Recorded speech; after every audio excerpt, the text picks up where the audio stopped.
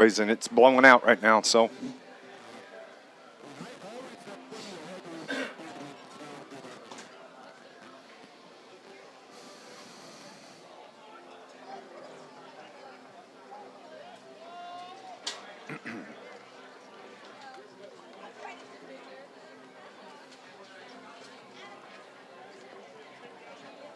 Good evening, everybody. Welcome to Carterville High School on a Friday night. My name is Dave McKenzie. My broadcast partner, Scott Hudson, alongside as we open up Southern Illinois River-to-River Conference play on the Mississippi side. Scott and the Quoin Indians come to town perfect 3-0 on the season. Yeah, week 4 already on the schedule. First conference game for both teams tonight. Quoin, as you said, a perfect 3-0 coming into tonight.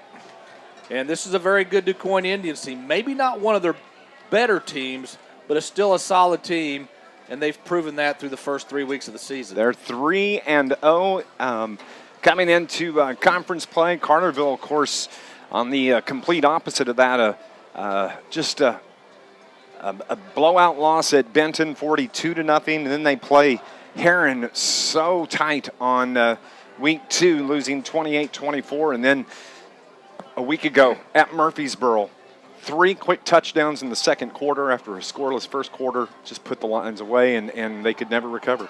Yeah, Murfreesboro, a very, very good team on the Ohio side of the river-to-river.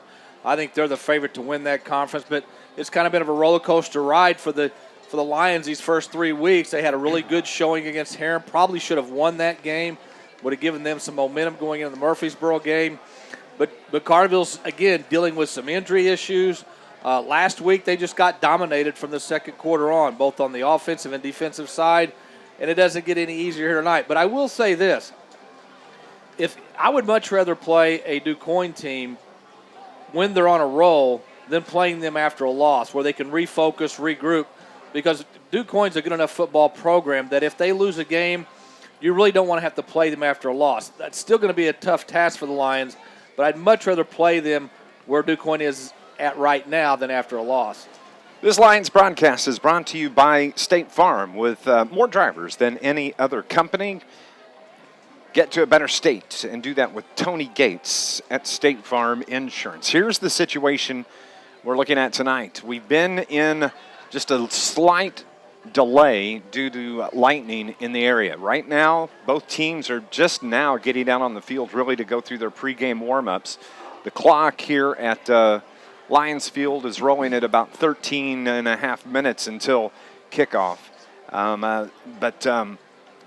Weather, it looks like, is going to have some impact on this team tonight. It always seems like it does with Quoin. A year ago, the game gets suspended on Friday night. We have to go back on Saturday, and just there's something about this matchup that weather has to be a part of. Yeah, it just seems like when two teams get together, some strange things happen. And you know, I think for Carterville tonight, I think what they've got to do, they've got to open up the playbook a little bit. They've got to keep Quoin's defense wondering what's coming next, whether it be a pass or a run.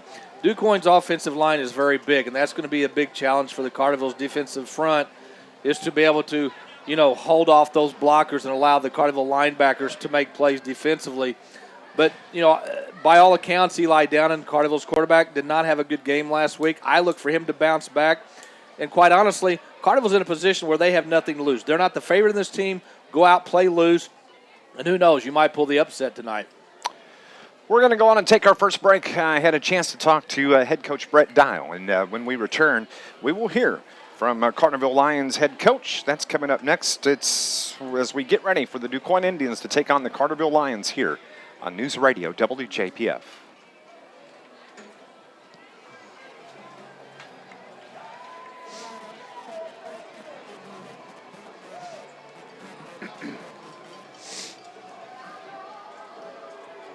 That'll work. If you're watching on YouTube, thanks for tuning in.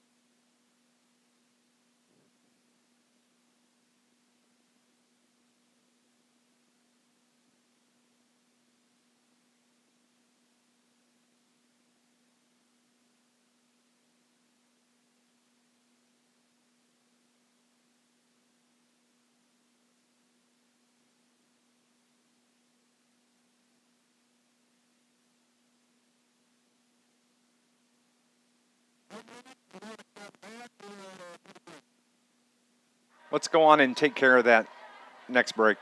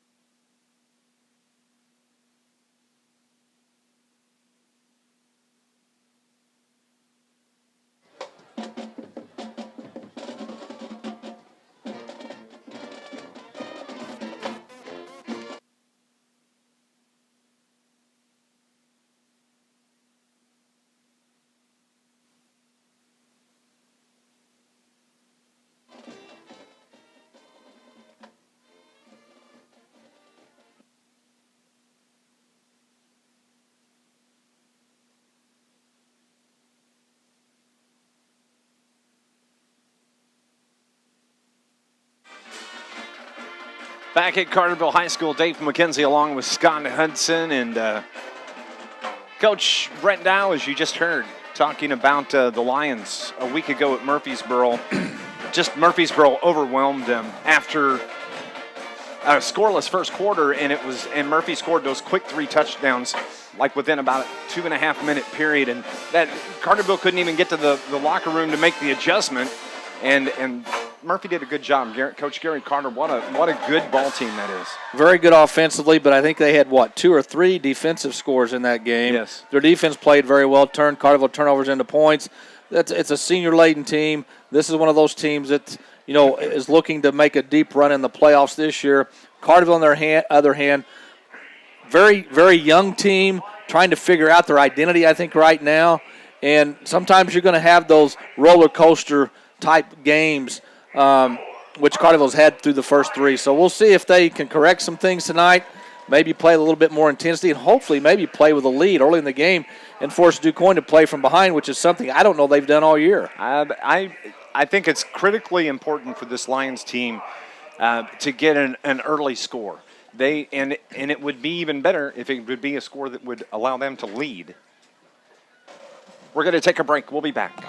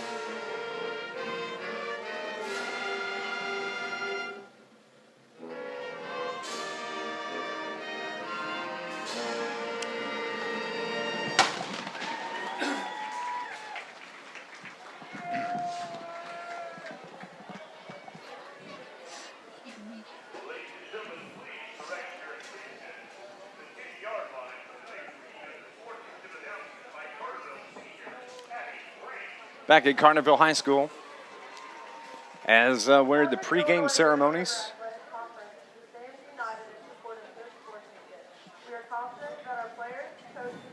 As both the Quoin Indians are starting to make their way out onto the field, and Carterville will be coming out to follow.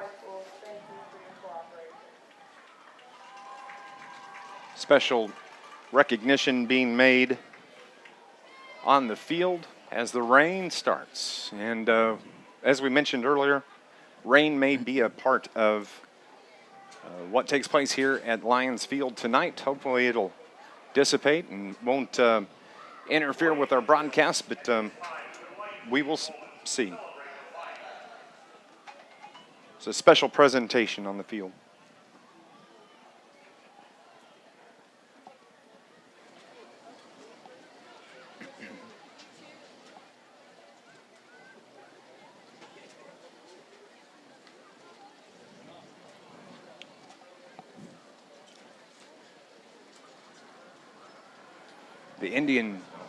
The Carterville Lion cheerleaders, the pom-poms are lined up. And they are waiting a special presentation as the Carterville Lions come out onto the field.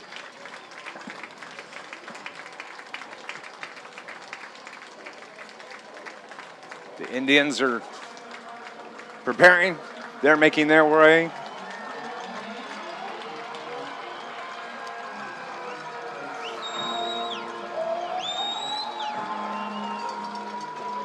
Good night for football. So the Lightning stays away, Scott. As long as the Lightning stays away, there's a pretty steady rain right now. I know I just got a text. The Murfreesboro-Massac County game, it will not start till 7:50 at the earliest, that game in Murfreesboro. So we are fortunate, at least right now, to get this game off pretty much on time. I talked to Brett Dial just before the Lions came out to warm up, and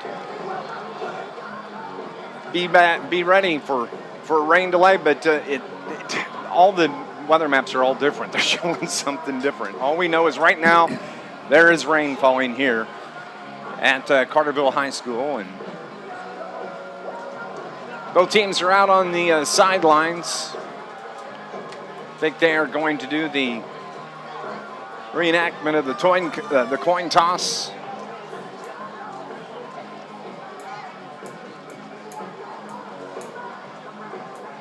As the DuQuoin captains and the Carterville captains make their way out onto the field right now.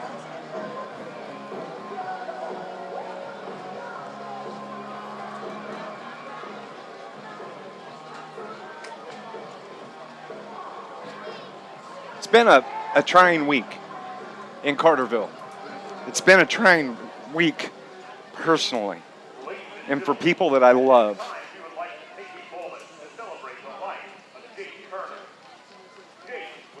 We'll go to the PA.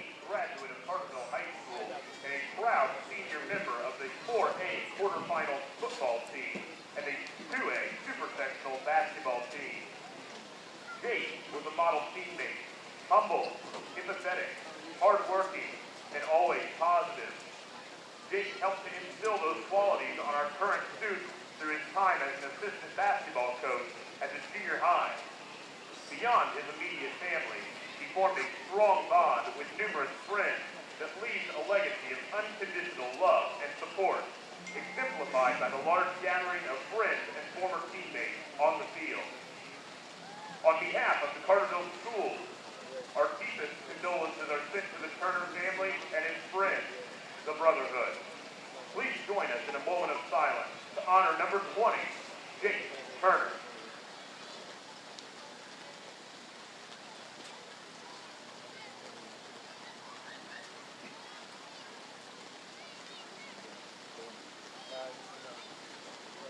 Thank you.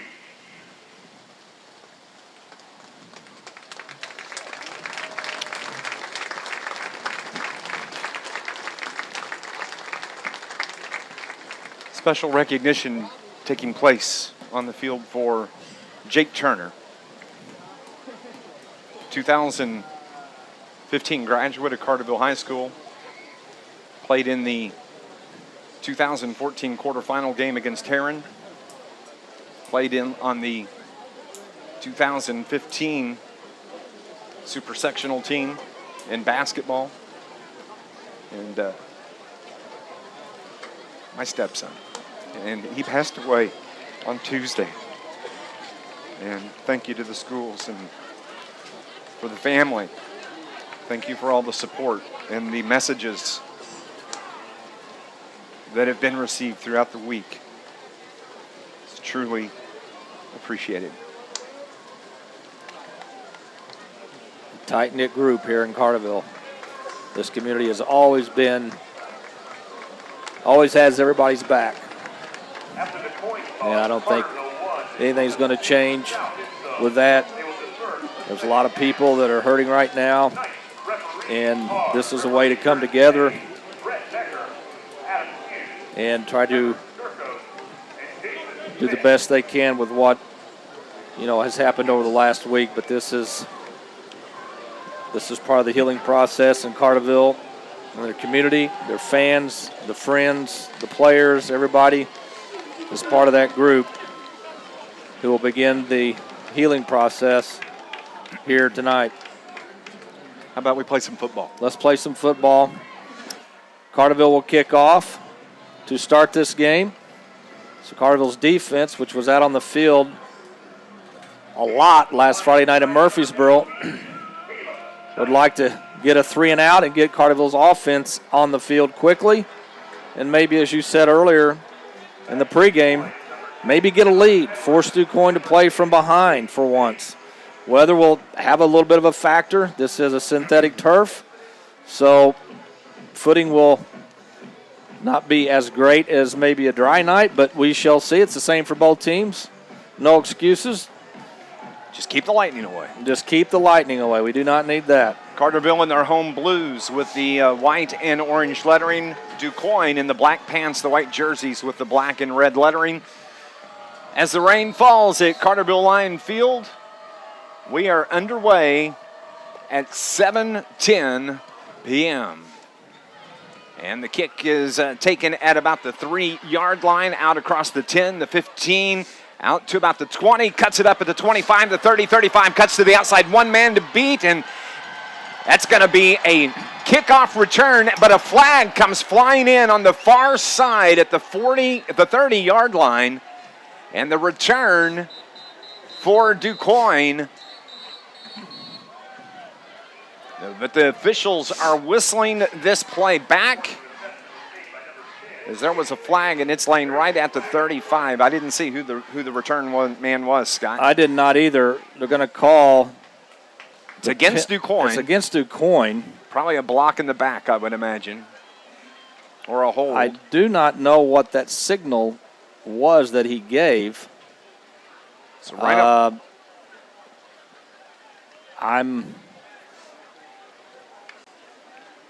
I think what it is a sideline infraction, a warning to DuQuoin. The touchdown will stand, and DuQuoin will try the extra point. So there is, basically it's a sideline warning on DuQuoin, and the touchdown will stand as a kick returner, which I could not see his number. I don't know that he was ever touched, as he took the ball near the near hash and then went to the right and cut it upfield, had plenty of blockers in front of him, and just like that, DuQuoin's on the board first. So on for the extra point. DuQuoin leads at 6-0. Just 17 seconds off the clock, and the kick is up, and it's good. And just like that, the Indians lead the Lions 7-0 here at Carterville High School. We'll be back on News Radio WJPF.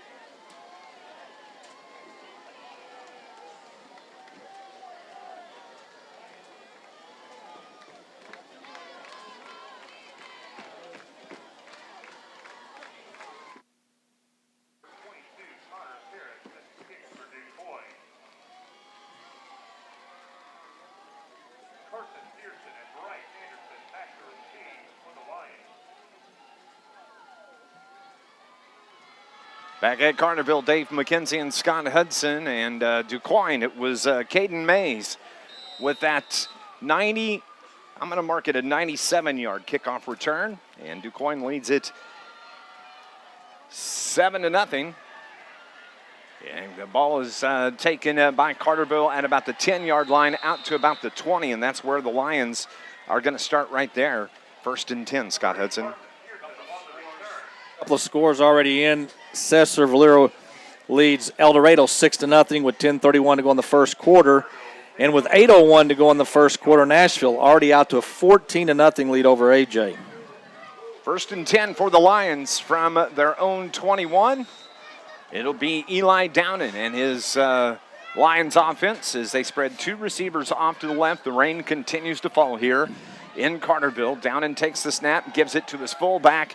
That is Nick Brown that falls forward for a gain of 5, and that's going to bring up 2nd down and 5 for Carterville. Well, a good start on offense. Nick Brown in for the injured Rafe Tuttle tonight at fullback.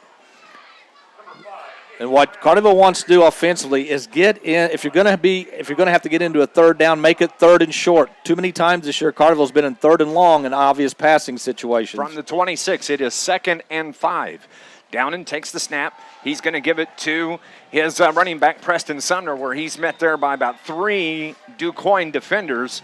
And that is going to be a loss, it looks, of maybe about 1. Actually, they're going to mark it as no gain right at the 26. Tried to go off tackle. There was no hole there, so he tried to bump it out to the outside, and nothing there as well. So 3rd and about 4 or 5 for Carterville here deep in their own territory. Big play right here. Carterville needs positive yards. They need a 1st down. It's 3rd and 5 from the 26. Downen from the shotgun. 2 or 3 receivers to the left. Lifts this one out to the left side. The ball is caught, and the receiver, Nick Brown, he fell forward for a gain of about 2, and it's going to bring up 4th down, and the Lions are going to be forced to punt. Yeah, a bad break. Quick pass to Nick Brown on the far side, and he got around the first defender, but then he tripped and fell. Otherwise, he would have had a 1st down, but Carterville's going to have to punt the ball away. DuQuoin is going to put Caden Mays. We already know he's dangerous. He stands at the 35-yard line. The kick is going to hit at the 37, and Carterville's going to cover it up at about the 30-yard line, somewhere in there. But at least DuQuoin's got to set up their offense. Yeah, we'll see their offense, which has put up a lot of points this year. Alex Zimmerman, their quarterback, the 5'10 senior, he had a big game last week against Heron up in DuQuoin. And again, DuQuoin's line is very big, so it's going to be very important for Carterville's defensive line. They don't have to make the tackle, but they've got to engage the offensive line long enough that the Carterville linebackers and defensive backs can come up and make the stop. This Lions broadcast brought to you by the City of Carterville, Mayor Brad Robinson and the entire City of Carterville. Proud sponsors and supporters. Carterville Lions Sports is the give to the fullback off the right tackle. Cuts it to the outside, picks up about 5 yards. It's going to bring up 2nd and 5 for DuQuoin. I think that was Lane Ballman on the carry, 5'10 junior. He got about 4 or 5 off the right side. Bauman, 5'10", 175.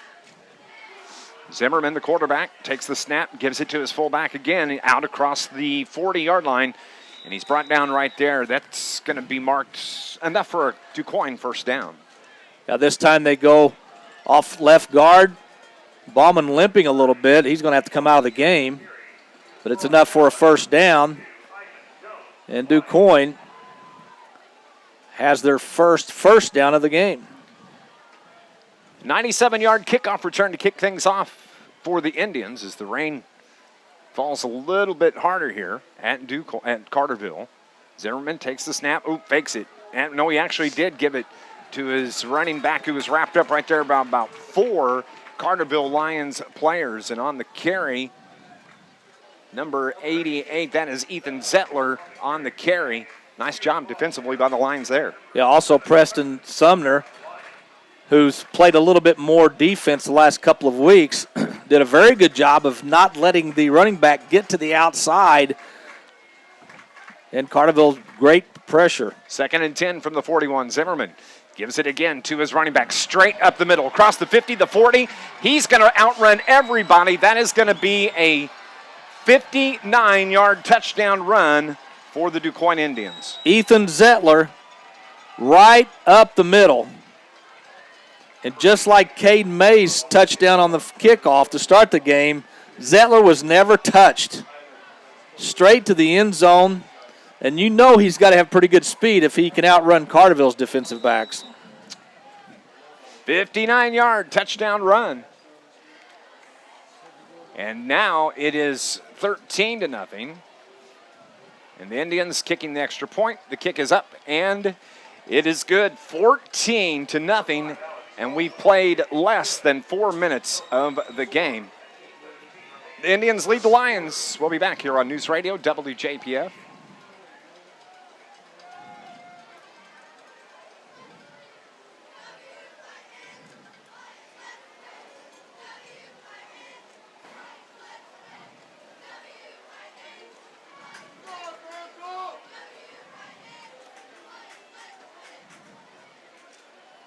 All right, thank you.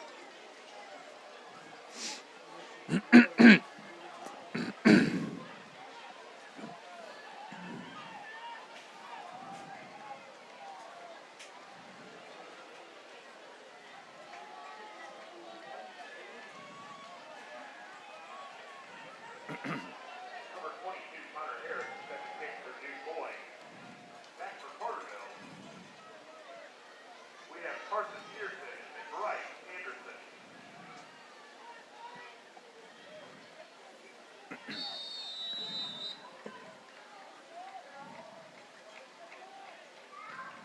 Carson Pearson and Bryce Anderson back deep to take the kickoff. It's taken at the 20-yard line, shaken back at the 22, and brought down at the 25-yard line. And Carterville is going to start off at their own 25 at the 8:12 mark of the first quarter. A couple of scores to update you on. After one quarter at Heron, no score between the Rangers and Tigers. And El Dorado has taken the lead on Cesar Valier 8-6. Big game I want to pay attention to. How about that AJ game tonight at Nashville? Nashville was ahead 14-0 in the first quarter last check.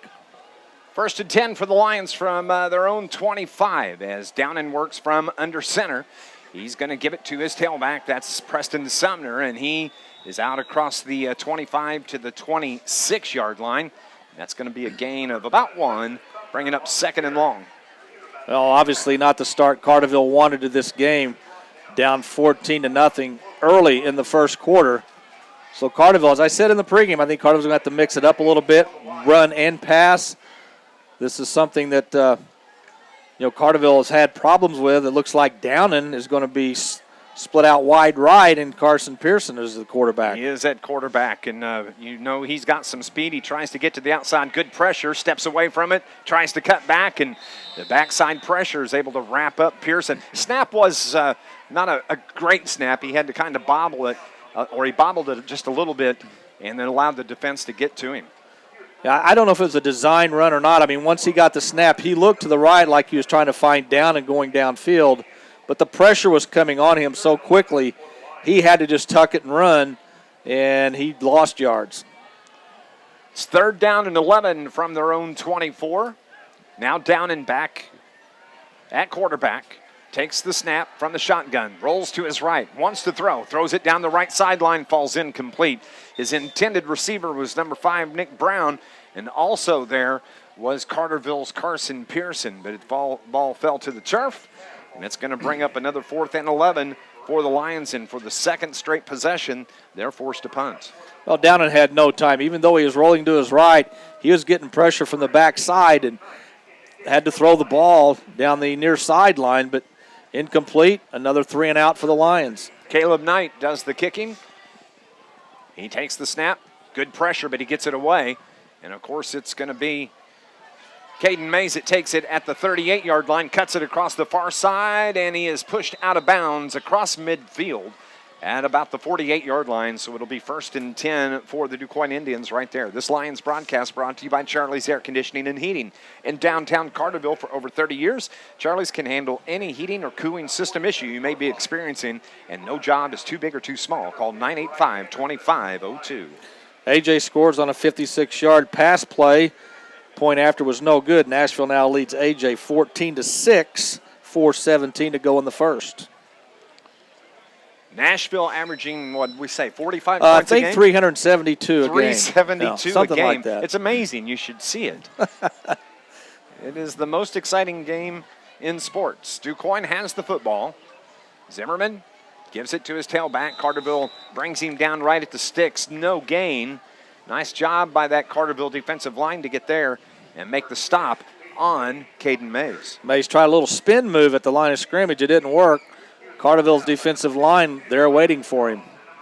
Clock roll, 6:20 remaining in the opening quarter. It's a 14-0 DuQuoin Indian lead. As Alex Zimmerman, number 12, takes the snap, gives it to Mays again, and he cuts it off to the left side. He's across the 35, the 30, down to the 20, and he's brought down inside the 10. It's going to be marked right at the 10-yard line. And my gosh, he is just burning up the Lion defense on the outside. He's not very big, but he's very fast, very elusive. He's hard to find if the play's designed to go between the tackles. Defensive linemen can't see him. Linebackers are looking for him. He bounced that to the outside and almost took it in for another score. It's going to be 1st and goal from the 10. And I thought Carterville had good speed on the outside, but this Mays is just running away from everybody. Now Zimmerman works under center, fakes it or gives it to his fullback, in 20-0 DuQuoin. Zimmerman with a good ball fake to the fullback. That's the first time they've run that option play tonight, and it worked to perfection. With 5:13 showing on the clock, a 4-yard touchdown run from Zimmerman. The kick is up, and 7 minutes into the game, it is 21-0, the DuQuoin Indians. We're going to take a break. We'll come back. This is Lions football on News Radio WJPF.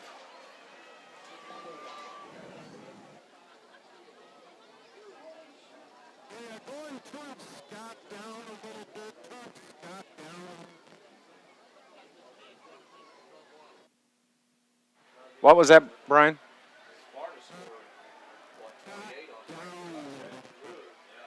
Okay, bud.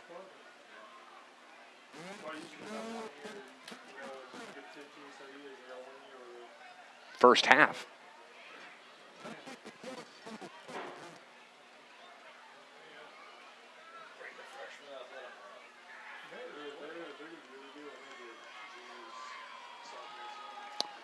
Back at Carterville High School, Dave McKenzie with Scott Hudson, 21-0.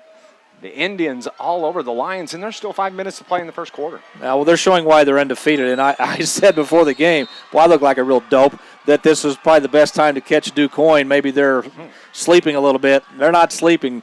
They're actually having a cakewalk right now. As the kick is a squib kick on the ground, taken at the 16, but it's bobbled by Carson Pearson. No, excuse me, that is Bryce Anderson. He cuts through the defense. He's across midfield at the 40. Makes a cut toward the middle of the field. The flag is thrown, but Bryce Anderson with a run back on the kickoff, and the flag is throwing on at the 39-yard line, and there's a DuQuoin Indian player down, so that tells you probably a crackback block or a block in the back. Well, I didn't see who the Carterville player was, but that was a devastating block. That's what you call a decleater. He hit him. Now, again, it could be helmet to helmet. I don't know. But the DuQuoin player is still on the ground laying face down in the turf. And, I mean, he absolutely got smoked. If it was a legal block, it was a very good block. But I'm guessing that it was not legal. And Carterville finally gets something good to happen. And as we've seen many times in the first 3 weeks, Carterville will do something good on offense, and a penalty cost them either a big gain or, in this case, a score. Bryce Anderson bobbled the kick. It was on the ground, and he had to retrieve back to about the 13-yard line, and he picked it up and brought it to the near side and found a lane. Got a good block. That must have been the block that he got that sprung him. And then he scampered all the way to the end zone. But the flag now at the 49, and the training staff is out looking at this Quoin Indian player who is still on the turf. And I think this is He's finally moving, going to roll over to his back, which is a good sign. All the training staff for both teams are out on the field, and penalty is on the Lions. Actually, I think there were 2 penalties on the Lions because the official just showed holding Carterville, and that penalty was declined. So there had to have been another penalty. Obviously, DuQuoin's not going to not accept the penalty and take the result of the play. So I'm guessing there had to be another penalty on the play. Why don't we go out and take a break? 21-0, the 4:57 mark here. We'll try to sort this out, and we'll return coming up on News Radio WJPF. First was a personal foul, targeting against the Lions, helmet-to-helmet contact. Yeah, he's done. Second foul was holding also against the Oh, Lions. an ejection? The holding penalty was declined. Targeting. 60, please. Fullback.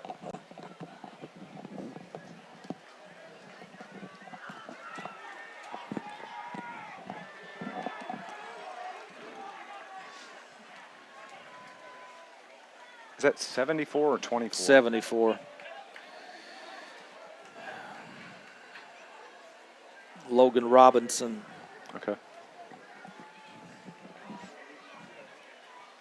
a 15-yard penalty from the spot of the foul. Lions will start first and 10 from the 24-yard line.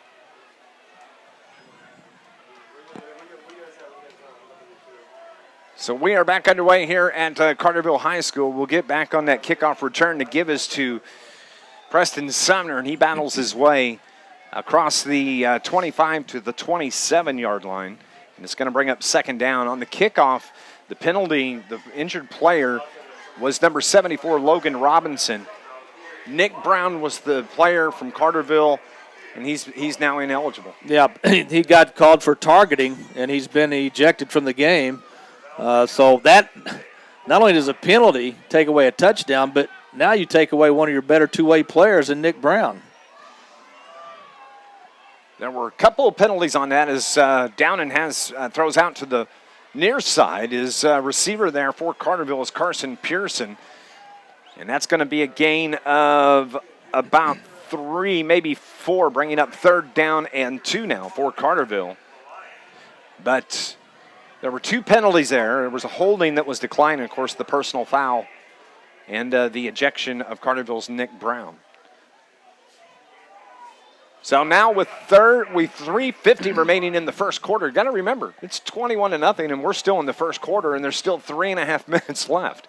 It's been all DuQuoin so far, down and from the shotgun, 2 receivers left, 1 to the right. Sumner's is running back. It's the give to Sumner, and a whistle and a flag, and it's going to be probably a motion penalty, which it is, on the Carterville Lions. And it looked like Sumner was going to have the first down.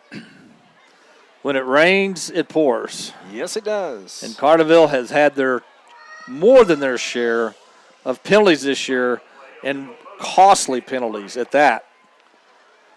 This Lions broadcast brought to you by American Monument Company. Proud sponsor and supporter, Carterville Lions Sports, located on South Court Street in Marion, where their monuments have that special touch. 3rd and 7 from the 27. Downen gives it to his running back, Preston Sumner, and he's wrapped up by about 3 for DuQuoin Indians. It's going to be a gain of about 2. And once again, the Lions are facing a 4th down and 6 from the 28-yard line. A little conservative on that 3rd down play. I thought they may roll down and out to either his left or his right to try to find a receiver. They thought they could break Sumner for a big gain, and it didn't happen. Caleb Knight, the left footer, gets great kick away. It's driving Caden Mays back to the 25-yard line. And his knee touched there, but he tries to run, and finally a whistle is going to stop it. And DuQuoin is going to have the ball at their own 25 to start on this drive. This Lions broadcast brought to you by the International Brotherhood of Electrical Workers, Local 702, providing a better lifestyle for members and a better life for all. Carterville needs a defensive play, a big defensive play right here.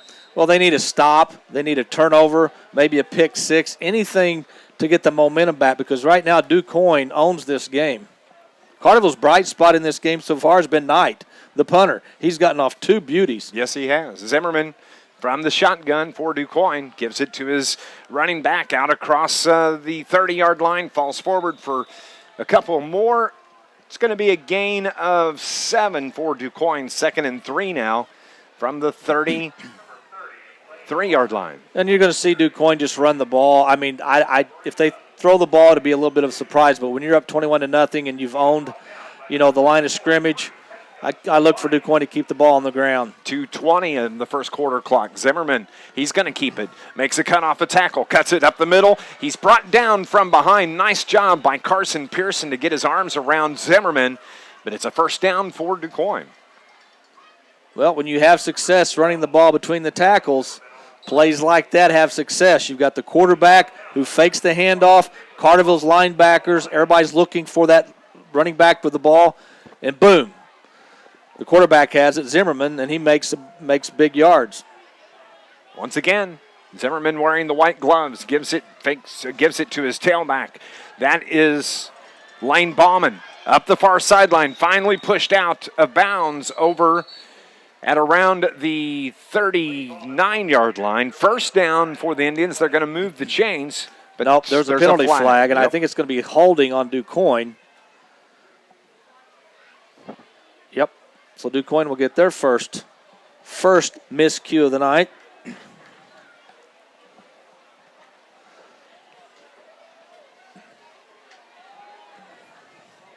Minute 49 on the clock. 21-0 Indians. And that's going to back the Indians up after the holding penalty. It's going to push the ball back to the 35-yard line.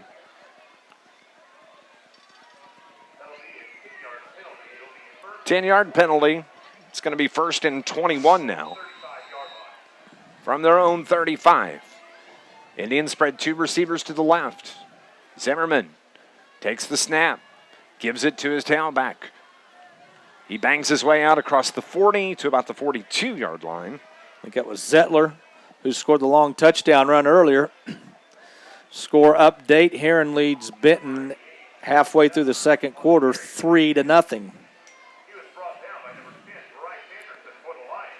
Bryce Anderson on the tackle.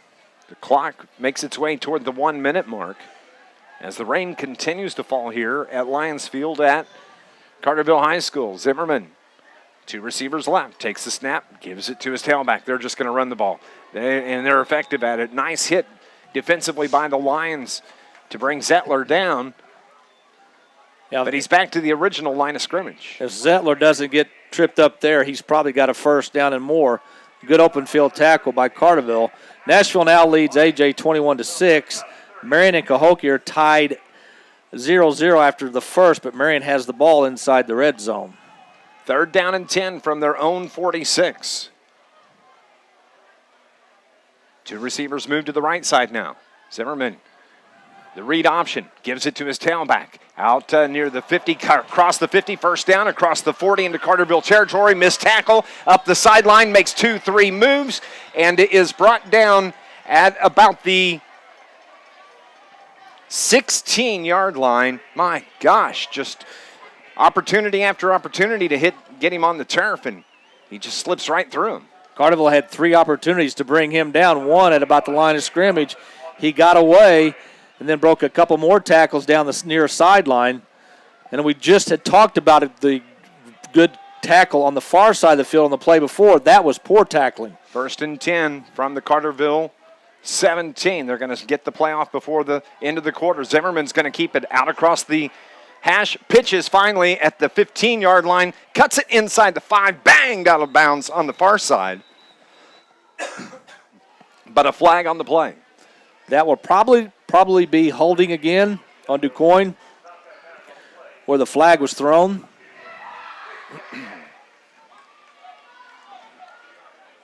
Flag is laying at the 18-yard line.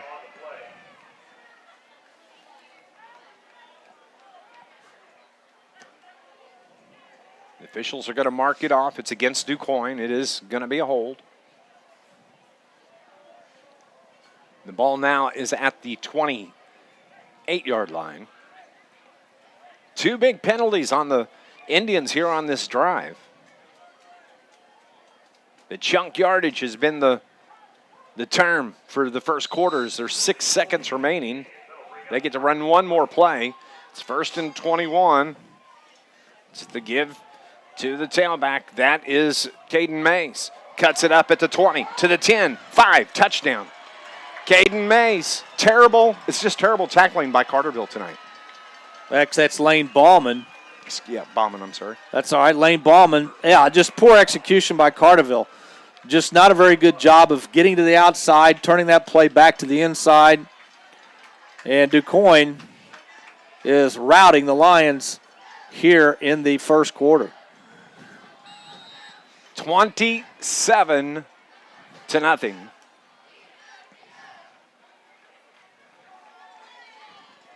The kick is up. The kick is good. It is 28-0. All Indians as we head to the second quarter of play here at Carterville Lions Field on News Radio WJPF.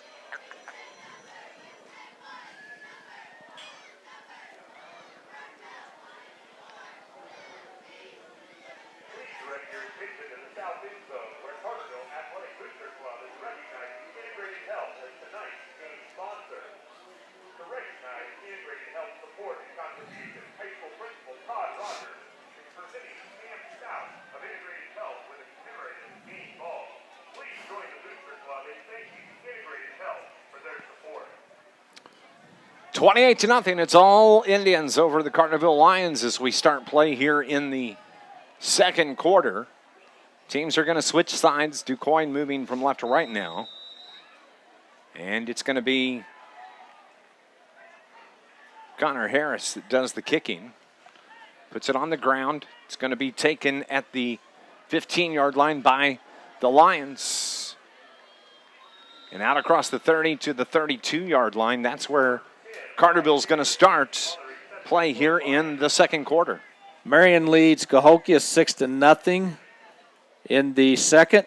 A little bit of a surprise here. Mount Vernon leads Belleville Altoff 21-0 at the end of one.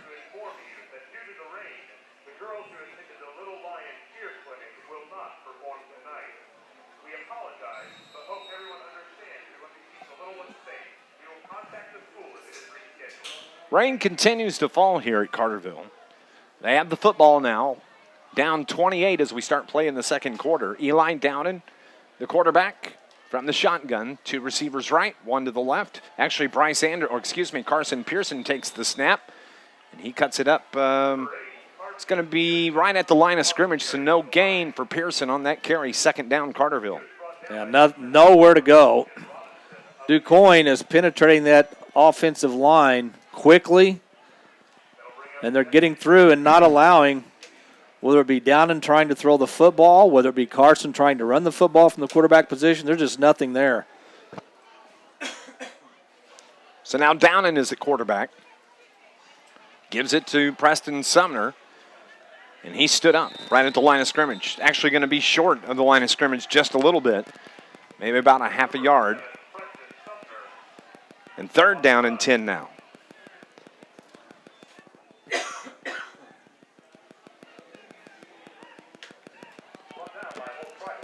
Well, DuQuoin's defensive line will pin their ears back, come after Downing on assuming the Lions pass here. You would think.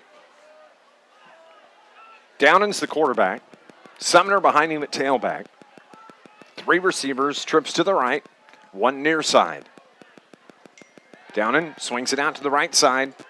DuQuoin defends it. Nice play, cut up to about a gain of 8. It's going to be a couple of yards short and bring up another 4th down for Carterville. A quick pass to the far sideline, and Carterville's receiver did a good job of making the first guy miss. As you said, it's going to be short. And at this point, you go for it. I mean, I know you're in your own territory, but Carterville does not have a first down in this game yet. Nope. And they are going to go for it. 4th and 1 from the 41. Get a little bit of momentum here, boys. Let's go. Downing takes the snap, falls forward, and he's going to have the first down. And at the 10:23 mark, the Lions get their first down of the game. It's the little things. you gotta start with the little things and work your way up. 1st and 10 from the 43-yard line. Low-scoring affair in Heron at halftime, 3-0 Heron.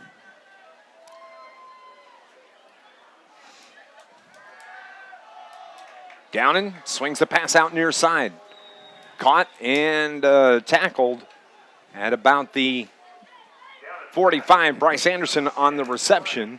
It's going to be a gain of 3 for the Lions, 2nd down and 7. Well, good play by Ethan Zettler, the safety for DuQuoin, to come over and make that tackle, because the Carterville receiver made the first defender miss, which you think would give him a little bit of room to make a big play. But Zettler came over so quickly from his safety position, that was not going to happen.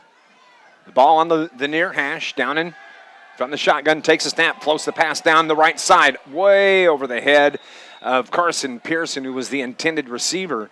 And it's a good thing Dasani Jones was the defender out there, and he had 3 interceptions a week ago in that win over Heron. Well, he's a very, very good football player. Dasani Edward, he's just, and he hasn't even touched the ball on offense tonight, I don't think. First time we've mentioned him, I think, so, in the game. There's another weapon they have on offense that hasn't had to even touch the ball tonight. Trips to the right for the Lions. Downing from the shotgun. Sumner, the running back. Downing brings the pass near side. One hops it to Bryce Anderson. And once again, it's going to be 4th down for the Lions. 4th and 7 from the 46, you would think. They'll go for it here. Well, they're bringing in the punter, Knight. Again, another pass by Downing is thrown in the turf.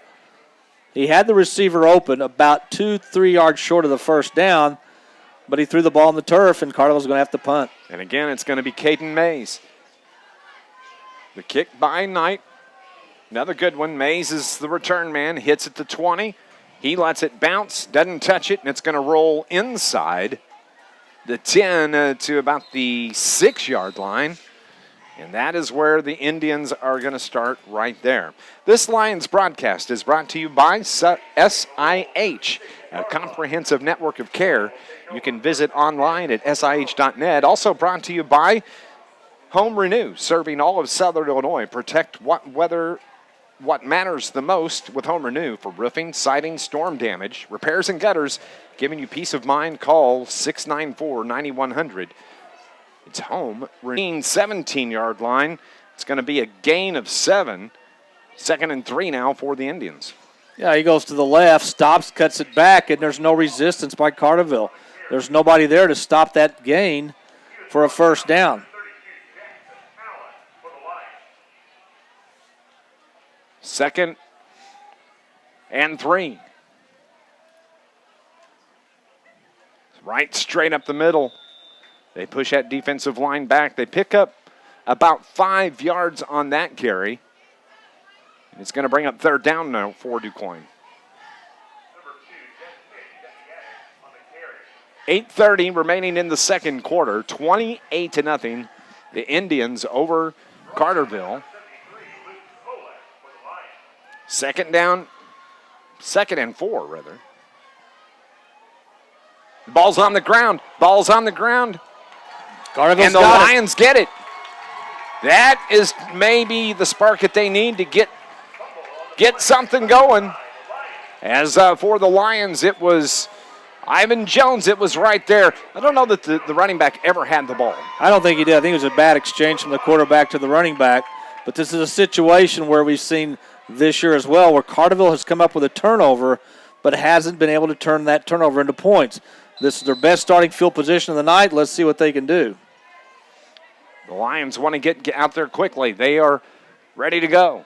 Downen takes the snap, throws it across the middle. It's caught by Bryce Anderson, and he's met right there by the defender. It's going to be a short gain of about 4, it looks like, bringing up second down for Carterville. Well, you got to get positive yards on each play, and whether it's 2 yards or 4 or 5 yards, you got to keep the ball moving towards the goal line. And Carterville really needs to get a couple of first downs and get a score here in the second quarter. So this is the best field position Carterville's had in the game. They have it deep in Indians territory at the 26-yard line, second down and 6. 3 receivers to the left. Downen from the shotgun. Again, takes the snap, looks to throw. Has his man at the 20-yard line. 2 defenders are right there. And that should be enough for a Carterville first down.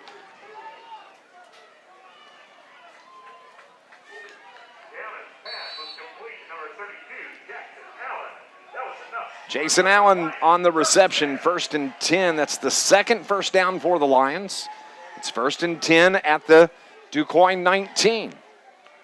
As Carterville's gone to the passing game. It's the pitch to Sumner. Tries to get outside, cuts it up, spins down, and he's back to the original line of scrimmage.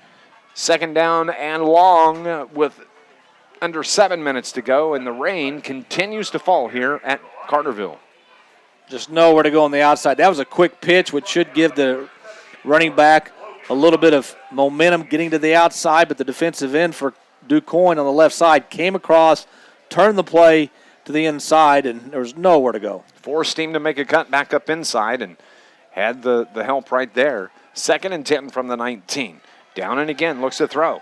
Throws it across the middle. His man's there, That's a penalty. and that should be a pass interference, and it is. Dasani Edwards on the coverage, and the intended receiver was Bryce Anderson, and the defender was all over him.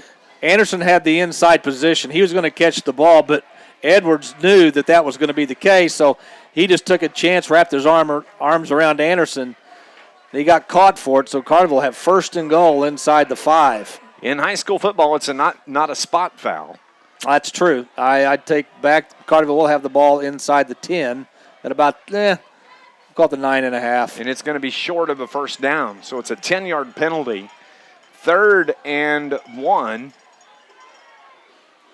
Carterville needs the first down. They need the touchdown. Downen. Back and forth in the backfield. Cuts it up. Takes a big hit. Gets the first down. And Lions are going to have it 1st and goal as we make our way toward the 6-minute mark. Now we had one flag in the backfield. Now we have another flag thrown by the side judge. Yeah, it's usually a personal foul. So we'll see if they offset, and we'll have a replay of 2nd down. And a DuQuoin Indian player on the turf. So the training staff from the far side comes out, and that's a lineman.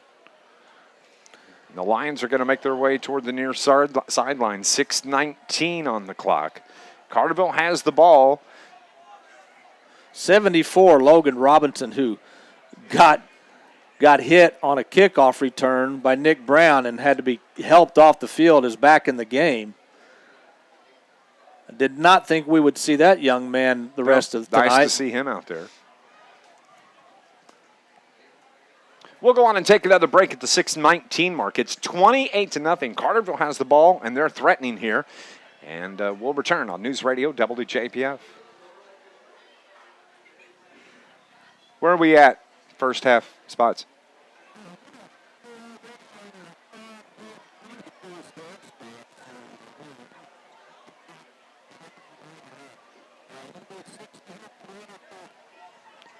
$60.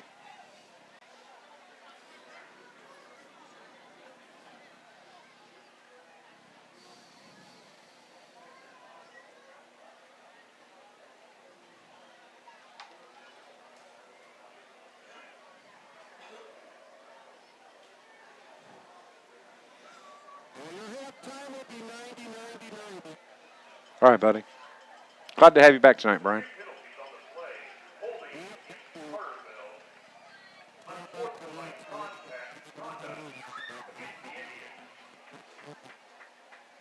Appreciate it.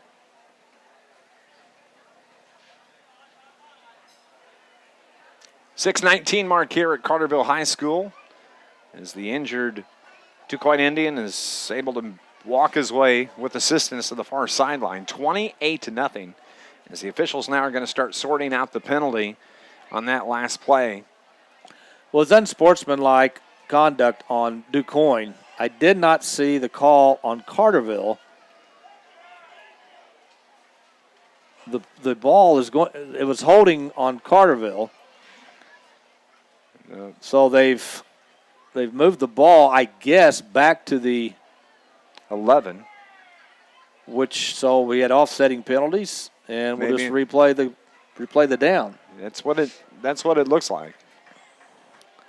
Now they're going to say first down, Carterville. We'll never know. I'm confused. It's first down. It's got to be, the board is showing 2nd and 1. 1st and 10 from the 12. Downen takes the snap, gives it to Sumner, battles his way inside the 10. And that's going to be a gain now of about 4, maybe. 2, 3, 4 for the Lions. Going to be tough sledding once you get inside the 10 against this DuQuoin defense. Got a little less room to work with, especially with the running game. 2nd and 9 from the 10. So Carterville could get a first down if they can get it inside the 1. Ball sets right at the 10 on the far hash.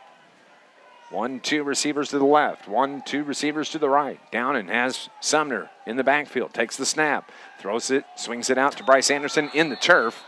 And that was about a foot from being a lateral as it was skipped to Bryce Anderson. And that's about the 3rd time that Eli has skipped a pass here tonight to an open receiver. A pass play like that is designed to be quick. And I think Eli is just, he wants to get out there as quick as possible, but he's just not being able to connect with the receiver. He's thrown several in the turf this year. And Anderson had a little bit of room. If he catches the ball, he's probably got about 5 yards he can gain, but ball's in the turf. 3rd and 9 from the 10 now.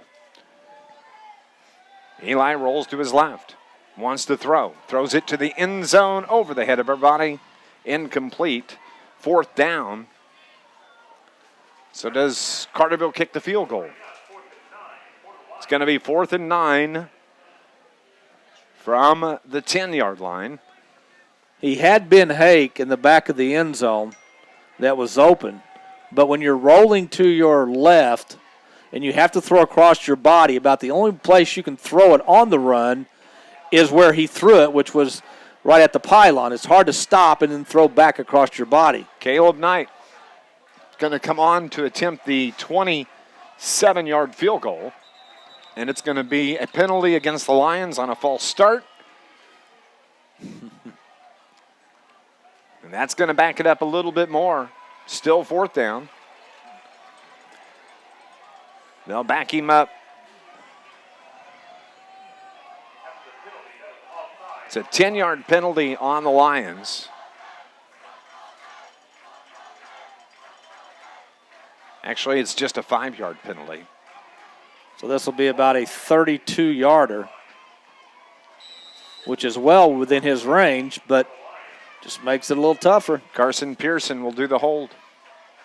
Caleb Knight, left-footed, the snap, the kick is up, and it's good. How about that?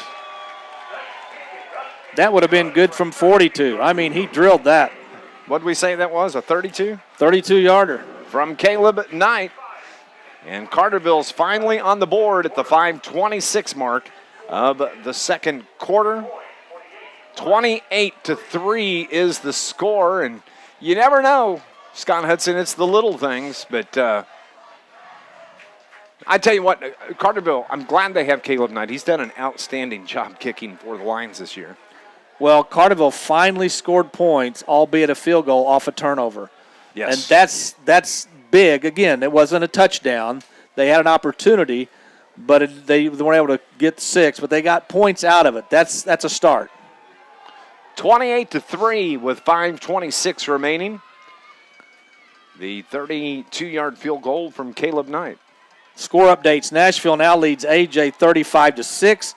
Cesar-Valier leads El Dorado 14-8. Carbondale leads Centralia in the first quarter 7-0. And Cahokia has scored, but the Wildcats lead Cahokia 12-6 late in the second. This Lions broadcast brought to you by the city of Carterville. And the next big event coming up will be October 31st. It's going to be the Pumpkin Path in downtown Carterville, October 31st. And don't forget, download the city's app and sign up for Nixle Text Alerts for important information and upcoming events. Carterville kicking from the right, Caleb Knight, 5:26 left here in the second quarter, 28-0. Knight has it teed up at the 40-yard line as the rain falls. The left footer, good kick. He's going to drive that one into the end zone for a touchback. And DuQuoin will start at their own 20-yard line. So if you're Brett Dial, what are you saying to your team now? Well, forget the score. Go out and try to win this. Try to win that first down. Try to win the second down. Try to win this possession. Get your defense needs to get a 3-and-out. Get them off the field. Your offense back on the field. You got to be positive with this young team. You can't let them get down on themselves. It's easy to when you're playing a team like DuQuoin and you're down 28-3. You got to be positive. You got to keep the kids pumped and excited for playing. 1st and 10 from the 20 for the Indians. Zimmerman takes the snap. Gives it to his tailback straight up the middle. 2-3. Carterville, 4 Lions are right there. It's going to be a short gain, a gain of about 3. Bringing up second down for the Indians. One of the players in on the tackle for the Lions is big Luke Smolak, 6'2", 265, only a junior. Let's talk about some of the other football teams, the JV and the freshman team. For Carterville, they're both good. Freshmen, 4-0, have not been scored on yet.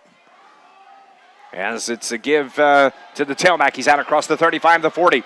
He's across midfield. One man has a chance at the 25. He runs right by him all the way from the 23. That is going to be a 77-yard touchdown run for the DuQuoin Indians.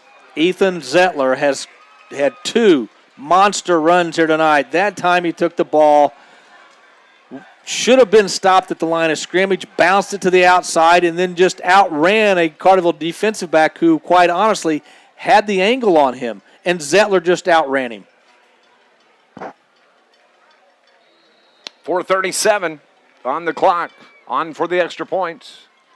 Snap is good. The kick is good. And it's 35-3.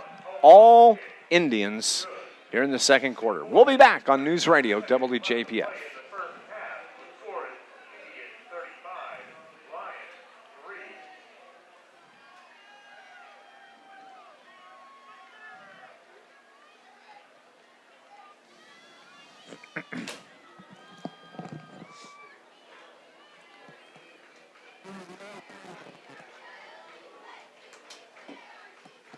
$60, please.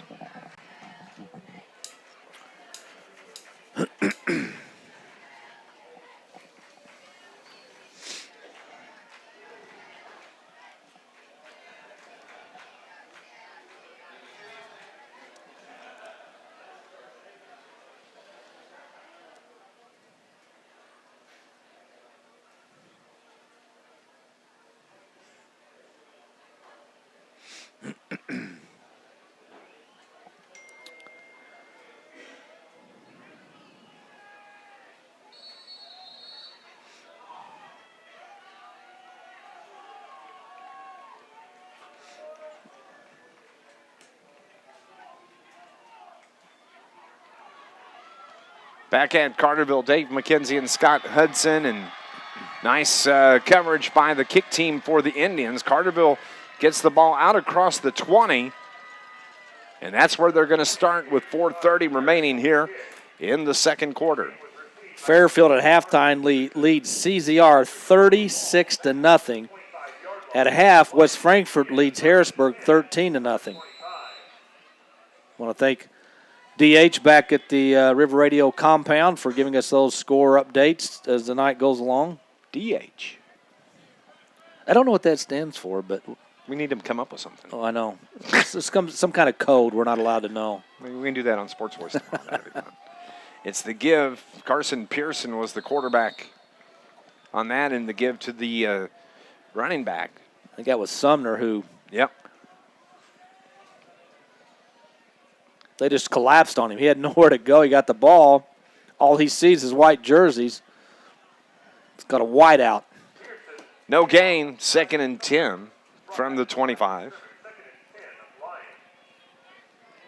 4 minutes remaining here in the half. It's 35-3. Downing. He'll take the snap.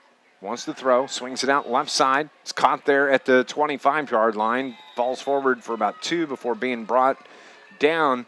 And on the reception for the Lions, it's going to be Ben Hake. Just to show you how quick this DuQuoin defense is, one of the players on the tackle for DuQuoin was Nick Sanders. 6'1", 240-pound junior defensive lineman.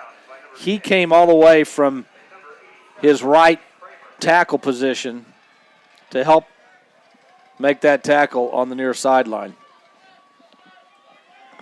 Lions send 3 receivers right, 1 left. Downing throws it to the left, right there, and that is Carterville's Bryce Anderson with a sliding catch at the 35. They're going to mark it at the 36-yard line, and that's going to move the chains. First down for the Lions. What little success Carterville has had tonight with their passing game has been that quick over-the-middle pass where the receivers just find an open spot and sit and wait for Downing to deliver. And you can thank the DuQuoin defense because at the corners they're laying back. And all you got to do is step in about 5 yards. The pass is there. 2 receivers left, 2 to the right. Down and again. Swing pass near side. Hake with it. Takes the hit at the 40. Falls out of bounds at the 40-yard line. And that's going to be a gain of 5. 2nd and 5 now for the Lions. And if you keep having success with that pass that Carterville just threw to the outside quick, eventually DuQuoin's corners and or safety will come up thinking that you can pick it. That's when you pump fake, have your receiver go deep, and it should be open. Gain of 4. It's 2nd and 6 from the 40. Now Downing. He wants to throw it across the middle. Brings it near side. It's at the 40-yard line. Hake was the intended receiver, and it was DuQuoin's. Ethan Zettler was the defender there. Yeah, Hake was at about the 35. Bryce Anderson was at about the 40-yard line, and it was thrown past Anderson short of Hake. So I don't know who he was trying to hit, but either way, it's incomplete, and it's 3rd down. The rain has lightened up just a touch here at Carterville. 3rd and 6 from the 40. Downing gives it to Preston Sumner. He gets wrapped up. Boy, they are really keen on him in that backfield, and he's not getting much at all. He got enough. I think Carterville will go for it here on 4th down. And they are going to go for 4th as 4th and 2. Coach Dial sends in the play. From the 44. It's a gain of 2 for Preston Sumner. Last time they had this, Dave, Downing took a direct snap behind center and just went forward. Let's see if they do that again. 4th. It's a long 2, though. Yep. 4th and 2 from the 44. Yeah, that's exactly what they're going to do. And Preston Sumner puts his elbow right in Downing's back, pushes him across the line to gain. And guess what? Carterville has another first down. 2 first downs on this drive. Well, he got a little help from Sumner, but Downing's such a big kid anyway that he's probably going to get 1 or 2 yards on his own because he's so hard to bring down. 1st and 10 out to the 49-yard line. Clock rolls close to the 2-minute mark. 35-3, all Indians here in the first half. Downen has trips to the left, one to the right. Wants to throw, throws it right side. Passes caught at the 40. Out across the 30, the 25, into the 10-yard line where he's brought down. And that, no flags. I don't see any flags. That's in the good thing. The backfield, and another big first down for the Lions. A great pass by Downen to a cutting. Was that Bryce Anderson? I believe so. Bryce Anderson cut across the middle. Ethan Zettler caught him at about the 10. And Carterville's in business. It's first and goal from the 10. Downen again takes the snap. Swing pass to the right side, almost tipped inside the 10 to the 5. Touchdown, Carterville Lions. On the swing pass from Downen to the outside. And Carterville at the 1:32 mark of the second quarter scores a touchdown. Quick pass to the outside. A great block on the outside by Carterville's Jason Allen, who blocked the defensive back coming up to try to make the tackle. And that allowed the receiver for Carterville to get in the end zone, and Carterville has scored their first touchdown since week 2. Bryce Anderson on the reception. 10-yard pass.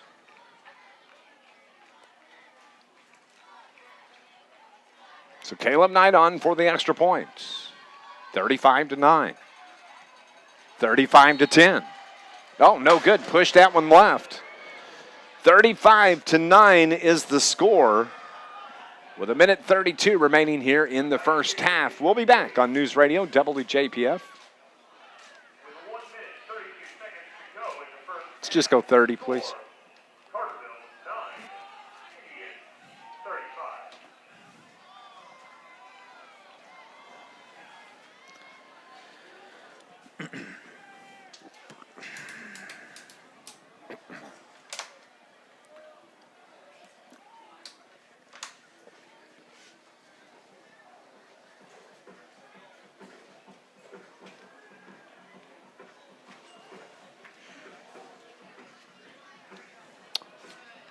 Minute 32 remaining here in the first half. It's Dave McKenzie along with Scott Hudson. Bob Fester standing up here with us tonight. Thanks to Bob for filling in last week. You were on assignment. I was on assignment. You were so far away. I didn't know if I was ever going to see you again. I was in the next zip code. You were 2 panes of glass to the left. I know. How about that Murfreesboro field?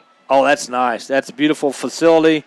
I love the new press box. It's awesome. Our own little coolers right here at our feet. I almost asked the AD, Lynn Navarro, if I could just come over and live during the week. Put a TV. That's all you need. That's all I need. Minute 32 remaining here in the first half. 35-9. Of course, it's going to be Caden Mays. They send 2 deep this time. They're going to kick away from Mays. Or try to. It's out across the 10 to the 15 to the 20, the 25, cuts it up outside the hash to the 40-yard line, makes a move. 45 to the 50-yard line. Wow, it's like they're made of Teflon out there.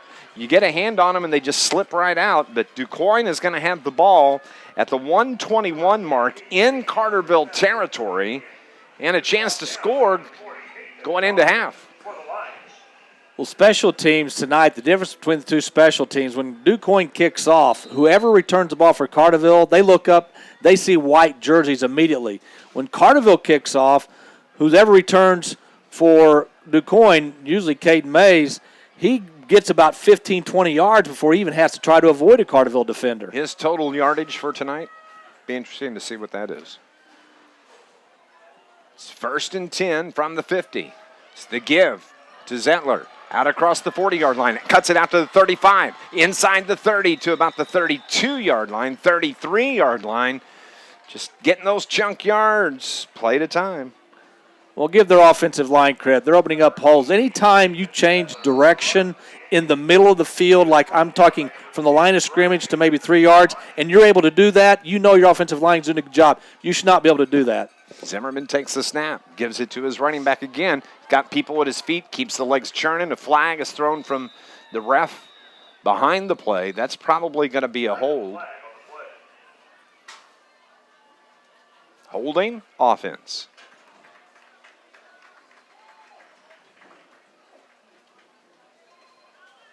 So that'll move them back 10 yards. So instead of 1st and 10 at about the 28, it's going to be at the 38. 1st and 19 from the 38. Now we got whistles and timeout called by Carterville. This Lions broadcast is brought to you by our friends over at Charlie's Air Conditioning and Heating in downtown Carterville. For installment or repair, call 985-2502.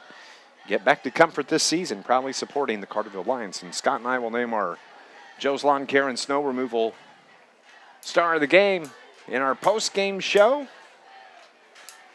Under a minute to go, 58 seconds to be exact, 35-9. Indians on top of the Lions. You know, my star of the game tonight, one of my nominees, would have been Bob Fester if he would have been out there doing his job in the rain. But he decides to stay up here in the comfy confines. So, well, so far the star of the game was the burritos that we had. Oh, man, you're telling me. Pre-game meal tonight, pretty good stuff. And there's a big old jug of M&Ms right there, too, I think. So, that's that. And, yes, I need a box, please. Box to go. After the timeout, it's 1st and 19 from the 37. Indians have it. That is David Lee that tries to brings it to the near side. A long run and a short gain. Or Dasani Edward, rather, on the carry.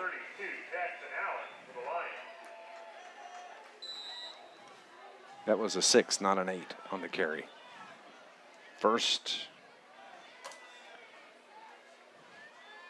passes, that's a lateral, and nice job defensively as Dasani Edward was the receiver. That was a lateral, and the defender for the Lions was right there to gobble up Edward.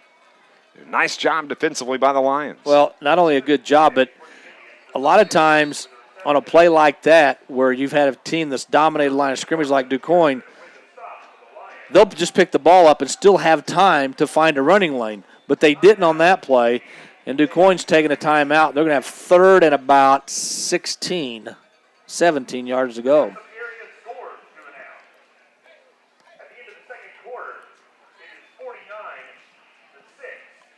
Rain still continues to fall. Take a look at the radar.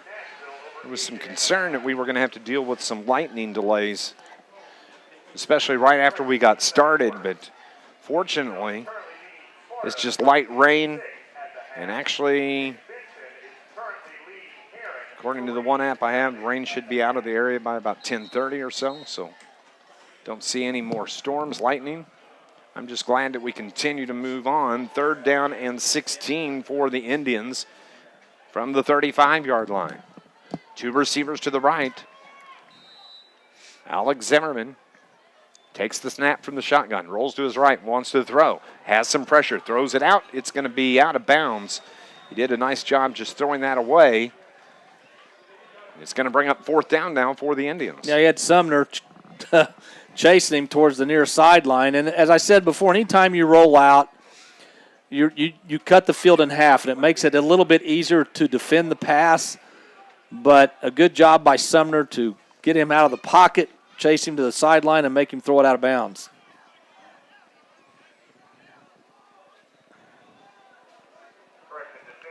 .2 seconds remaining. 4th and 16 from the 35. Full house backfield. Timeout taken by the Lions. About the Cardinals today. Yeah, another big win, 1-run win against the Cubs yet again. They go up 5 on the Cubs. 2 games left in that series in Chicago. Cardinals are sitting pretty right now. They go to Arizona after this, then finish the season with the Cubs next weekend. So Cardinals, 2 nail biters. but a good start. And, Chicago's chances of making the playoffs, you can almost forget the division now, but make the playoffs. They're, I think, 2 games out of the second wild card going into tonight's games. You can join Murph and Hudson starting at 8 o'clock tomorrow on 103.5 ESPN and here on 1340 WJPF Sports Voice tomorrow. I'll pump in about 9 o'clock or so. 41 seconds remaining, 35-9. Full house backfield for the Indians. It's the pitch to the tailback. That is Mays. Nice job defensively on the far sideline by the Lions, and can't get anything. And the Lions are going to take over right there where he was brought down at the 38-yard line. Bryce Anderson used his speed from his defensive back position to come up and make a really good open field tackle. 36 seconds left. 1st and 10 for the Lions. Here comes Eli Downen, the junior. 1st and 10 from the 38. What could they do here? 2 receivers left, 2 receivers right. The swing to Sumner, gets it out across the 40, cuts it to the outside 45, 50, and tripped up inside of DuQuoin territory. Those coolers were so nice, I'm going to bring them up again. First down, though, for the Lions. Well, Carterville's had quick passes to the outside tonight to the wide receivers. This time they just throw a little flare to Sumner in the flat. He's got a head of steam, and he got a big gain for Carterville into DuQuoin territory. 29 seconds on the clock. Again, Sumner down and looks to throw. Steps up, wrapped up. He's going to be brought down back at the line of scrimmage. And timeout being taken by Coach Brett Dow. I know that Carterville worked a lot on the 2-minute drill yesterday in practice and really seemed like they moved the ball well, and it's transferred here tonight. Yeah, again, for Carterville, you've got to start building somewhere. You may not win this game, but now you're playing to win. Each series, as I said, you want to win the second half and build for the future. Next week, Carterville goes to AJ, a team that's very young, just like Carterville, maybe even younger than Carterville's squad. That's struggling this year as well. I think their entire starting lineup, I heard, was sophomores. Well, by the end of the year they'll be playing well, and that come next year they'll be probably the teams to beat on the Mississippi side of the river to river. They're on the road tonight at Nashville. Yeah, and it's not pretty for them there. 41-6, I believe, was the last score I saw. So we're battling with them for prettiest game of the night? Yes. Is that what prettiest game? 21 seconds You left. can put a lipstick on pig, but it's still a pig. It's Bryce Anderson out, takes the swing pass out across the 40, the 35, first down for the Lions. He did a good job of following his blocker on the outside and just waiting for something to open up. 12 seconds remaining. Marion leads Cahokia at the half, 12-6. That's on the road at Cahokia. How about Marion? Last week, come from behind. Our team of the week selection from last week. And they have 8, maybe 9 new starters on defense this year. Just shows you how good a coach Kerry Martin is. 1st and 10 from the 33, 12 seconds. Downen swings it out to Preston Sumner. He better pick it up. Oh, they're going to rule it incomplete, but it was right off of the hands of Sumner. Falls incomplete. It's only 2 seconds off the clock. Cesar Valier now leads El Dorado 22-8 early in the third. And let's see if we've got another update here. 1:48 left in the third quarter. Benton now leads Heron 6-3. Good game there. I figured that would be a good game. This was a big test for Benton. Yeah. And big it's test. a big test for Heron, right, too. true. But it's at Heron. Their first home game. Down and steps up across the 30, inside the 20, where he's brought down. 4 seconds remaining. Better get set. They stop the clock to move the chains. 4.3 seconds on the clock. As they get set, they're going to Did he spike it? Yeah, he spiked it, Okay. so they're going to bring in the field goal unit. Okay. Want to get points out of this. 4.1 seconds. That was a nice little minute drive by the Lions. It was. And Or again, 36 seconds is when they got the ball back. So they did good. Second down and 10 from the 19. So this will be, they're going to mark it at the 26-yard line. It'll be a 36-yard field goal right in the middle of the hash marks. Caleb Knight has the legs. 36-yarder. 4.1 seconds on the clock. Carson Pearson with the hold. The snap. The kick is up. And it's good. How about that? 36-yard touchdown, or field goal rather, for Caleb Knight as time expires. And the score now is 35-12 to Quoin over your Carterville Lions. Halftime show coming up next here on News Radio WJPF. Ladies and gentlemen, the 7th annual Carterville Lions basketball golf scramble will be held tomorrow, December 21st, at Travelers Golf Club here in Hudson. It is $75 per player, $75 per hole sponsor. Welcome to Block 1 and registration 1 o'clock tee time. Contact Matt Gray and Coach Steve Hawkins for more information. Again, Thanks, bud. contact head coach Matt Gray and head coach Steve Hawkins for more information. Thank you. That's not what I wanted.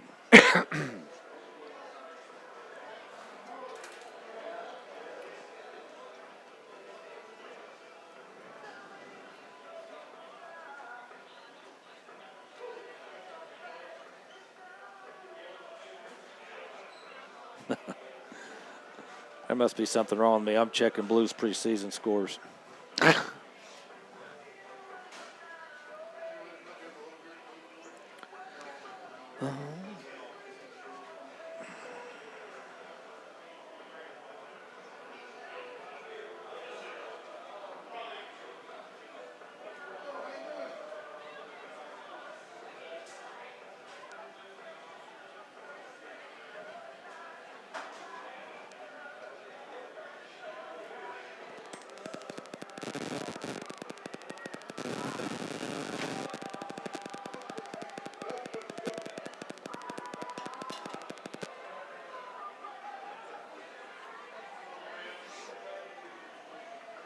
Back at Carterville, it's Dave McKenzie along with Scott Hudson. 35-12 the score at the half. And as the guys go into the locker room, it looks like, I guess there's still a little rain falling here at Quoin. 35-12, and it was right from the very get-go, right from the opening kickoff, a 97-yard kickoff return by Caden Mays. And that put after the extra point, DuQuoin went up 7-0. Carterville got the ball, punted after a 4-and-out, a 59-yard touchdown run from Zettler for DuQuoin at the 8:17 mark of the first quarter. And after 4 minutes, it was 14-0 DuQuoin. Carterville gets the ball, a 4-and-out. They punt. And at the 5:13 mark, a 4-yard touchdown run from the quarterback, Alex Zammerman. Extra point good, 21-0. And then Carterville, 5-and-out after the punt. And DuQuoin, at the end of the first quarter, after a touchdown from Bauman, a 28-yard touchdown run, it was 28-0 heading into the second quarter. Carterville gets the ball on the first possession in the second. They have to punt. DuQuoin gets it back. They fumble the ball. Carterville recovers, and they go on to score on a 32-yard field goal from Caleb Knight at the 5:26 mark of the second. 77-yard touchdown run from Zettler for the Indians, put them up 35-3. Then Downen throws a touchdown pass at the 1:32 mark of the second to Bryce Anderson. It made it 35-9. And then Carterville ran a perfect 1-minute drill. They got the ball back with 36 seconds left in the half, and they go down to kick a 36-yard field goal as time expires.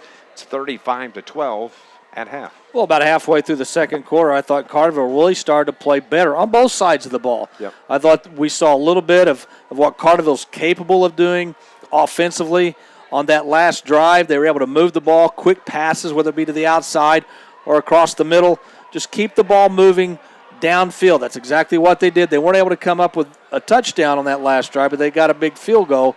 So something positive did happen late in that, or midway through the second quarter till the end of the second quarter, in what has been a game that's been totally dominated for the most part by the Quoin Indians. 35-12. Coming up, we'll continue here on our halftime show. We're going to talk about the Carterville basketball golf scramble that's coming up tomorrow at Crab Orchard Country Club. 35-12. We'll continue on the halftime show here on News Radio WJPF.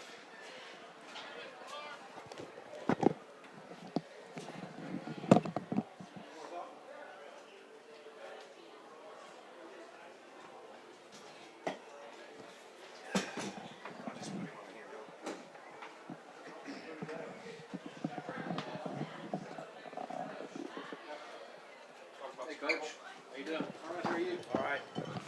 Yep, we'll put you. All right. You have to sing, too. I can do it.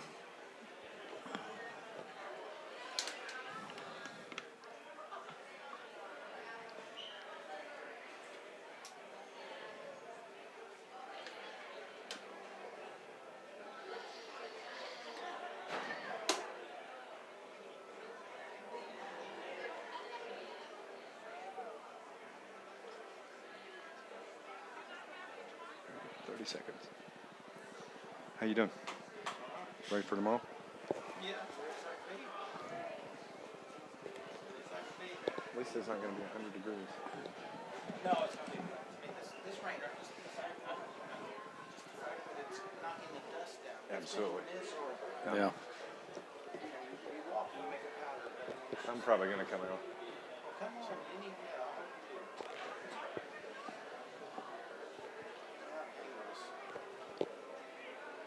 At the half, it is 35-12. Dave McKenzie along with Scott Hudson. A big day tomorrow at Crab Orchard.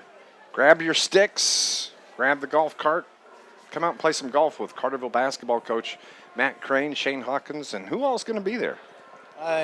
Everybody that's Bob Fester is going to be there. Bob Fester is the leader of the pack. I want everybody who cares, likes to be around Carterville Athletics to come out. It's supposed to be a fun day. Hang with us, hang with each other, talk about good old times, talk about present times, just talk football, basketball, golf, whatever you want to talk about, and come out and hang with people that care about the same things that you do. This is the 7th annual basketball golf scramble. It's a lot of fun, and a lot of people come out. But let's talk about, you have the funds that are provided through the school, through the budget. You have the Carterville Athletic Booster Club that helps those teams. And what do you guys use this money for? Because this is basketball specific. This is basketball specific that we get to, yes, we'll use it for extras. Extras. I'll use it for my girls. He'll use it for his guys. If you have a kid that needs a little, to put it in perspective, anything that we get, sweatsuit wise, shoe wise, little T-shirt wise, whatever, anything we get, if somebody wasn't able to afford that or needed some help, they're getting it. They're part of the family. Yep. So we're going to use it for that, to make sure everybody has the same stuff, because we're a family, we're a team, and if we're getting this, everybody's getting it. No, it's no problem. It's what it's for. We got some long bus rides. Nashville. We're actually going to Marshall County this year. Different late games and things. We'll buy them something to eat. Absolutely. We use it in the summertime for camps. We use it to go at Christmas time. We'll go to Buffalo Wild Wings or bring it to my house, and we'll watch a movie and eat Buffalo Wild Wings and just have a good family type get together meal. Not worry about basketball, not talk about basketball. Enjoy each other and enjoy hanging out with each other off of the court as well as on it. So just extras, Yeah. Equipment. If there's some really nice piece of equipment that, maybe the Booster Club's already helped us with something, and the school's already helped us with what they're able to help us with. It's an extra. We can get something for our program as well. So Still room for players? still room. We've got 11 or 12 teams signed up. Had a couple things happen this week. Lost a couple teams. It's been right at the 12 mark all 7 years. 1 year I had 17. 1 year we had 10. we're just grateful and appreciative of the people that do come out. It's kind of a core that's there every year, and I appreciate that. Appreciate all the businesses that help us around town. Willing to help both programs, and Carterville's a very generous place and a great place to be, and they care about their sports and their kids. If they have any questions, who can they call? They can call me at 618-922-0335 or Coach Hawkins, or at 267-5607, and then you can just message us on Facebook or anything else. But the lunch is at 12:30, tea time's at 1:30. You can register tomorrow. We got barbecue, we got wings, we got beans, we got some chocolate sheet cake. My favorite. Yes, Marge's chocolate sheet cake is delicious. We've got, drinks, and then the golf course has got, things provided in there as well. So it's just a fun day. I think the weather's supposed to cooperate and not be 97 like it has been. Last Monday was the hottest day of the year, they said on the news. So tomorrow's supposed to be nice, and it's a lot of work, and it's hectic, and it's stressful to me, the last couple of days just getting it all tied up. But once it starts, I'm happy it's going, and I'm going to golf actually tomorrow, and I think Coach is too, and we're just going to enjoy the day and just try to raise a little bit. Whatever we raise is what we raise, and it just goes all towards the kids. I'm just wondering, Coach, since you're the girls' basketball coach and Coach Hawkins is the boys' basketball coach, any little side bets between you two during this golf scramble where okay, whoever loses or whoever has the worst score has to do washboards or anything like that? I mean, mop the floor. He's actually, he beat me in that shooting contest that one year. I was sick. But other than that, he's afraid to play me. Oh, okay. Enough said. And you notice he threw in when I was sick. Yeah. No, we both know we shouldn't be betting against each other on the golf course, because we are not, we're some hackers. We can hit it, and you can probably use a shot of ours throughout the scramble, but you probably won't want to rely on us to win it. Well, here we are in basically the football season, regular season is halfway over. Unbelievable. October is here, next weekend? Yep. It's not that long before there'll be dribbling on the court over here. We're going to start conditioning next week. Coach started this past week. I've got a lot of girls that are in other sports right now, which is great and fine, and that means they're doing something. The ones that aren't doing anything, we're going to start a couple days a week next week, getting our running shoes on, and exactly next week's week 5. It starts 1 week after the regular season of football. We start November 4th, I think, is that Monday. So we start November 4th. I think we got a game 2.5 weeks later, and from then on, our schedule this year is a lot tougher. We've got Jerseyville in a shootout in January up at Breeze. We've got Marshall County coming up here. We're going down to Marshall County to play a Webster team that was 27-2 last year. We got Highland and T-Town there to start the year early, plus Nashville and the people that are in the conference. The conference is going to be tough. Yep. The conference is going to be a lot better this year. Yep. 3 or 4 teams could come out of that, and I'm excited. We've got a nice team. We know that. I know that, but the potential is there. And the work ethic just has to match it, and I'm fairly certain my girls will match it. That is girls head basketball coach Matt Crane joining us, the 7th annual basketball golf scramble tomorrow at Crab Orchard Country Club. 12:30 is lunch. Tea time is at 1:30. Walk-ups are welcome. Come out. We'll have a great time. It's going to be a great day, and helping out the kids that play hoops with your Carterville Lions. We're going to go on and take our final break here at the half. 35-12. Thanks, Coach. Thank you for having me. Coach. Good to see you guys. 35-12. The score as both teams come out of the locker room. We'll be back here on NewsRadio WJPF. 12:30. Okay.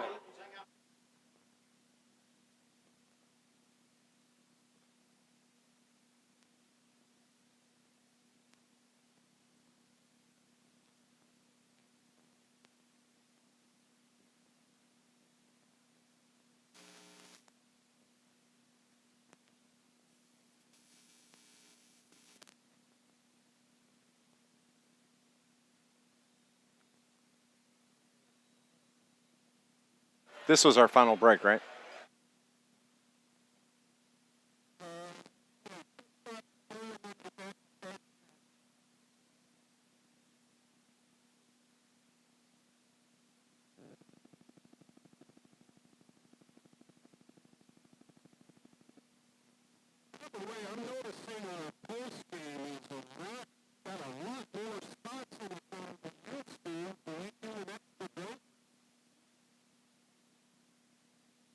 Our post game is ridiculous, and I don't know. I don't think there's an extra break. I think just.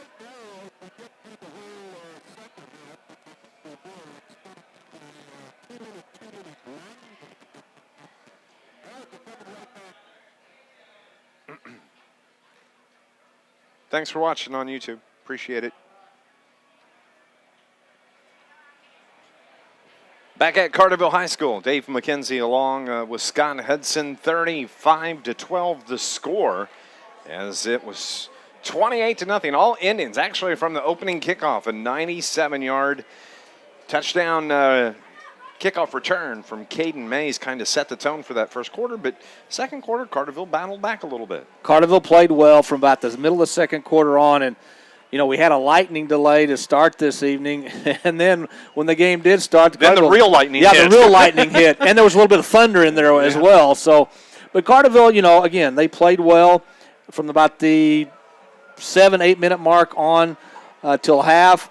Carterville will get the ball to start the second half. So let's see if this offense can continue to move the ball down the field like they did late in the second quarter. This Lions broadcast is brought to you by Mayor Brad Robinson and the entire city of Carterville, proud sponsors and supporters of your Carterville Lions sports. The Pumpkin Path is the next big event in Carterville. That is October 31st. Veterans Day ceremony coming up November 11th at 11 a.m. And then don't forget about the community Thanksgiving, November 28th at the Carterville Community Center, and then Christmas in Carterville. That's December 6th. And also, Brad Robinson, the mayor of Carterville, would like to remind everybody, get the city's app. Sign up for the Nixle text alerts. That way you don't miss important information and events that are taking place in our favorite city here, your Carterville. And we appreciate Mayor Brad Robinson, the entire city of Carterville, sponsors and supporters of Carterville Lions sports. Both teams are back out on the field. They go through their mandatory 3 minutes of stretching, and as Scott said, Carterville's going to have the ball to start things off, and I think they should just stick with that little short passing game that seemed to be so effective there toward the end of the second quarter. Yeah, until DuQuoin adjusts and stops that, just keep going to it. That's what DuQuoin is giving them. The little short pass to the outside, the 5 to 7 yard pass over the middle is what DuQuoin's allowing Carterville to do. So if that's what they're going to give you, take it. A couple of scores real quick into the first quarter. Murfreesboro leads Massac 6-0. And in the third quarter, Marion leads Cahokia 20-6. Carterville's done with their warm-ups. Don't forget, Sports Voice starts tomorrow morning. I have no idea what we'll talk about tomorrow. Not sports. A lot going on. Of course, I'm sure the Jerry Kill saga will be talked about. Cardinals, Cubs, some big hockey. College, some hockey starting up in less than a week, about a week and a half. Antonio Brown released. Antonio Brown. How about that mess? He's gone from, I don't know, he makes Terrell Owens look like a Tinkerbell. We'll find out. Sports Voice, 8 o'clock, 8 to 10 tomorrow morning on 103.5 ESPN. And right here on NewsRadio WJPF. Plus, we will name our team of the week. Benton leads Heron. 7 minutes remaining in the fourth quarter, 14-3.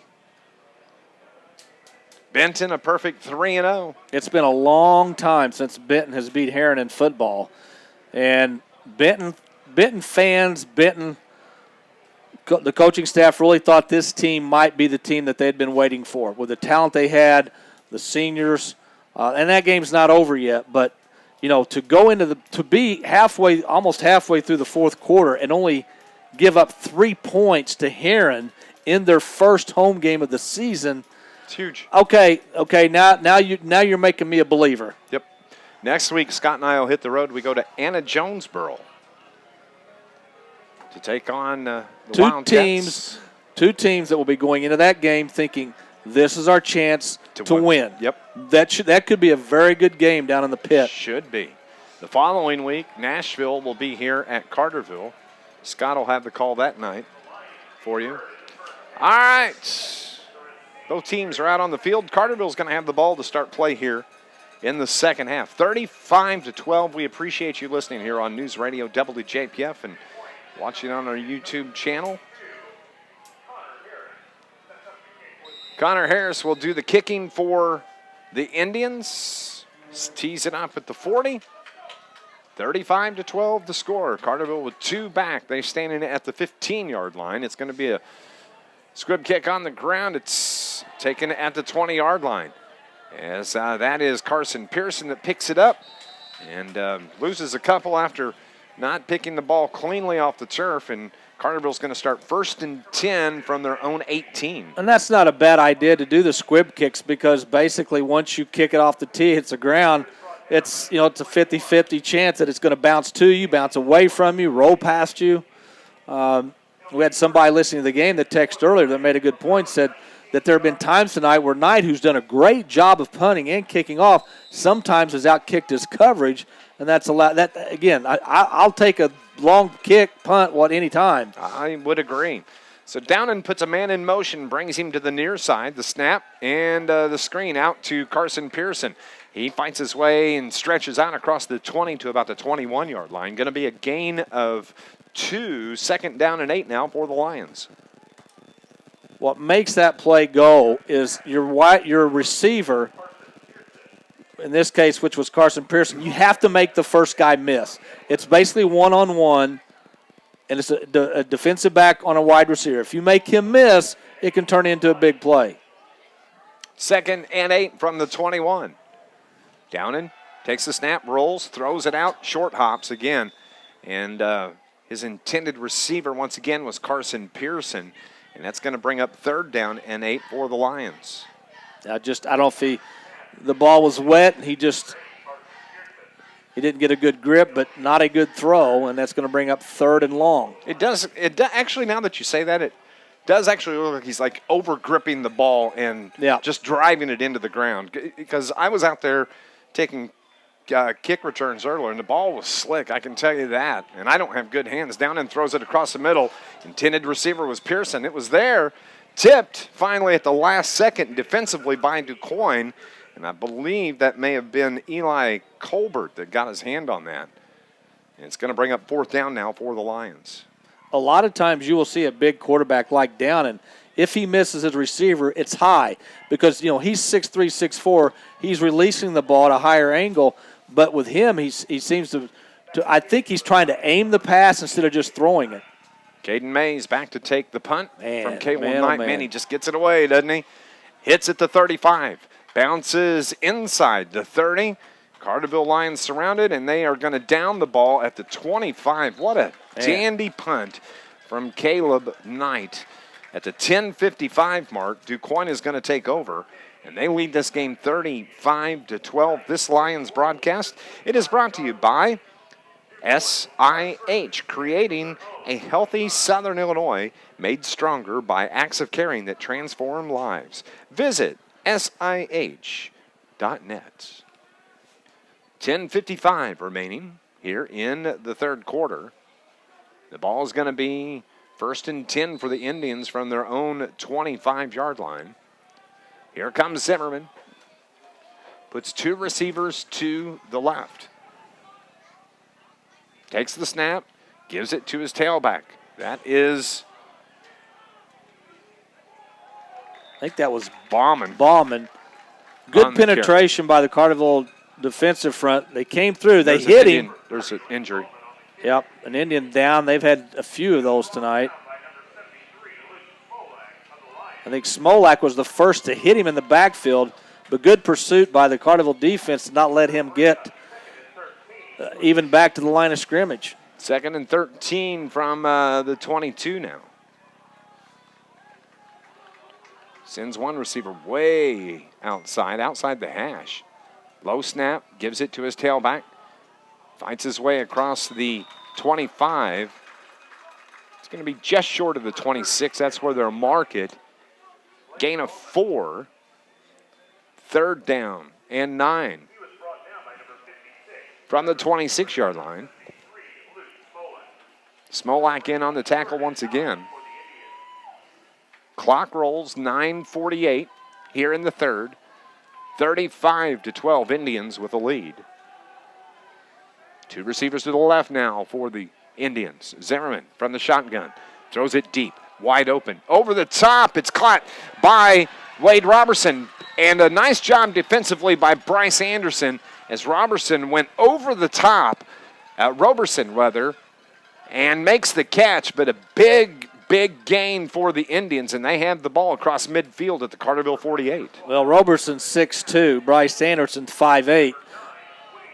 What are you saying? Zimmerman just threw the ball up and said, "Go get it, big guy." And did. And Anderson never turned around to see the ball coming. If he had, he may have been able to knock it down or intercept it. Anderson did a good job just to get him on the ground. 1st and 10 from the 48. And it's the give to the fullback with the – that's going to be on the carry, number 2 for the Indians. I'll tell you a player who has played well this year defensively for Carterville, and that's been linebacker Ivan Jones, only a sophomore.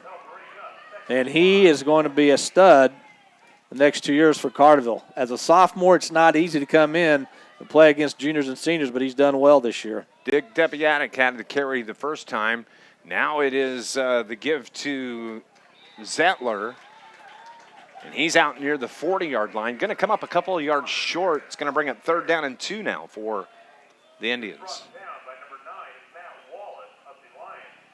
Matt Wallace on the tackle for the Lions. He is a junior defensive back. Carterville only has 5 seniors. Full house backfield for the Indians. They set. Give to the fullback. Falls forward. 1st down. Out to the 36-yard line. You know what? That's the 2nd 1st down for the Indians on this drive. Just a solid team. Got good speed. Big offensive line. 1st and 10.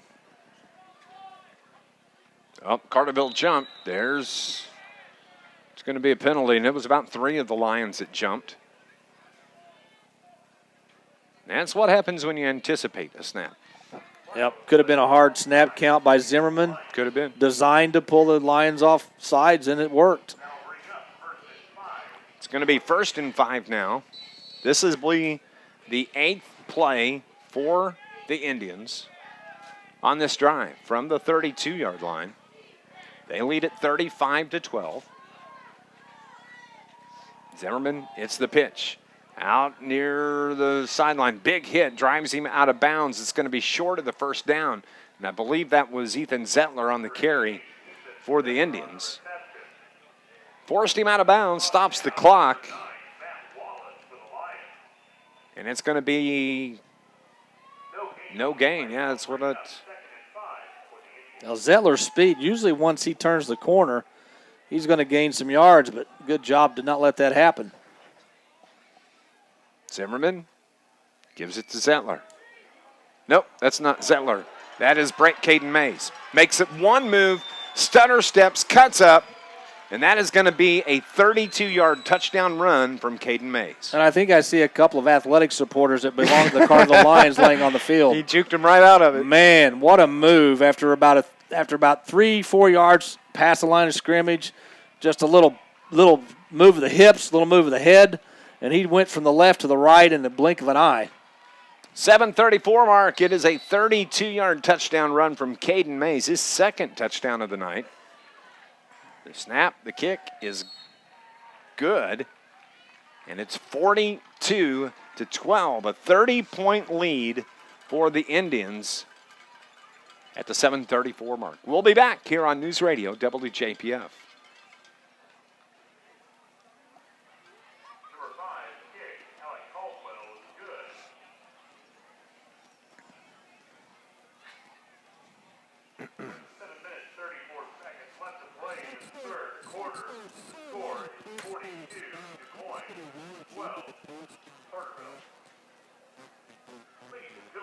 All right. Okay, we'll run them out, and then that way you can just back up, redo what you want to, and then do the Joes, and we'll be good. That sounds good. The winning ticket number is 1944701. Again, 1944701.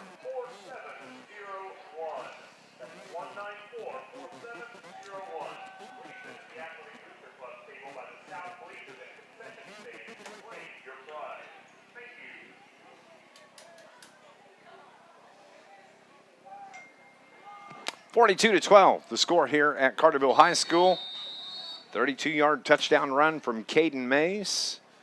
Quoin kicks the ball. Again, it's going to be on the ground. Takes a big hop at the 30. And Carterville just has to fall at it at the 18-yard line. I believe that was Carson Pearson that just had to fall on it back there. Carterville is going to have the ball at the 7:31 mark here in the third. 42-12, Indians here. Elsewhere at half, Carbondale leads Centralia 26-7. Marion leads Cahokia 20-12 late in the third. And Cesar-Valera all over El Dorado tonight, 22-8. CZR, I think, was at Fairfield tonight. And Fairfield was shutting them out 36-0 at last check. And Fairfield has not been scored upon this year. No, they have not. 1st and 10 from the 18 for the Lions. Downing looks to throw, scrambles around, nobody open, gets dropped right at the line of scrimmage. Actually it's going to be a loss of 3. 2nd down and 13, lots of pressure, nobody open. That was a coverage sack right there. That was a coverage sack, and a lot of times when you see pressure from the outside, that means the middle is open. The pocket is open to either step in and throw or step and take off.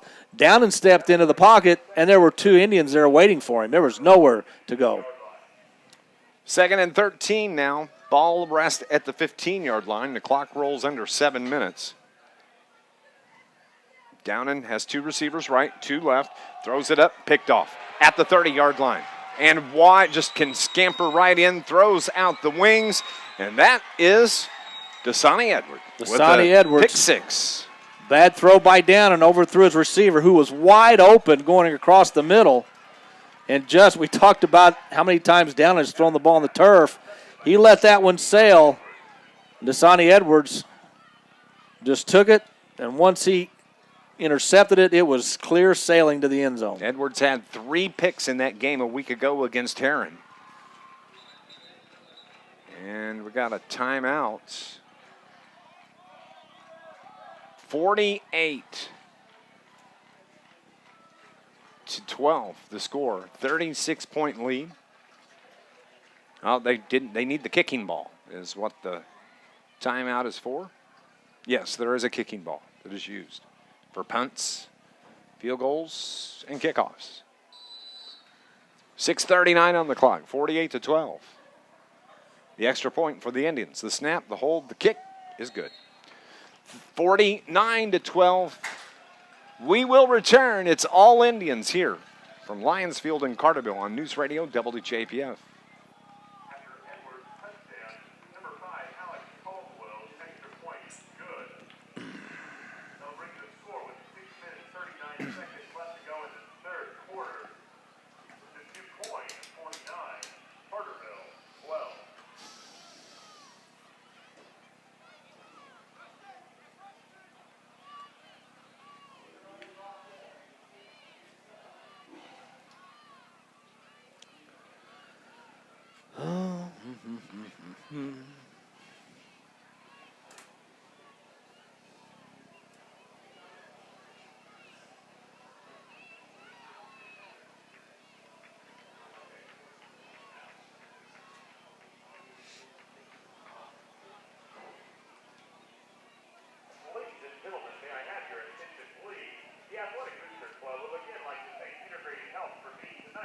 Sponsor.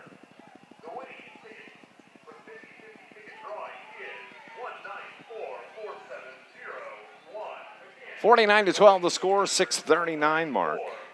This Lions broadcast brought to you by the International Brotherhood of Electrical Workers, Local 702, proud sponsors and supporters of Carterville Lions Sports. IBEW Local 702, providing a better lifestyle for members, a better life for all. 6:39 remaining here in the third quarter. 49-12, a 37-point lead. Again, the squib kick gets behind Carson Pearson. He falls behind it. He just can't get the timing down on that hop. No, he came up to field it off the hop, but then when it hit the turf, it went sideways. And just kind of way this game's gone for Carterville. Everything's gone sideways. Benton extends their lead, 21-3. Yeah, that's late. That has to be late in the game. Late in the fourth is the message. They've only given up 9 points this year, talking about Benton. So they will have given up 9 points through 4 weeks. And yes, they've already been a team of the week this year. Yes, they have. 1st and 10 from the 20. Downen rolls to the right, tucks it up. He cuts it up at the 25 to the 30, 31-32. Eli Downen with the carry, and that's going to be enough to move the chains for a first down. Nice run by Downen. Found a little opening up the middle, decided to take off. Gain of 11. Pushes the ball to the 31-yard line. Of course, with the score of 37 points,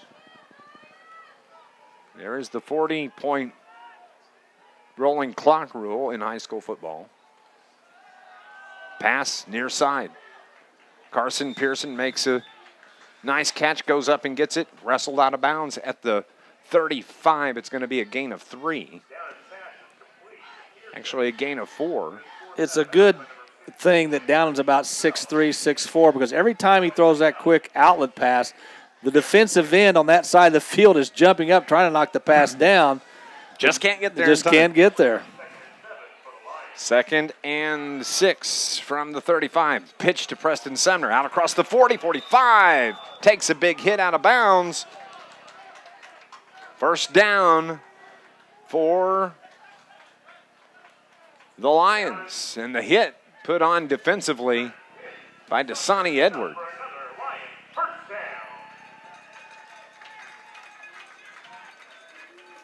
Out to the 45-yard line, 1st and 10.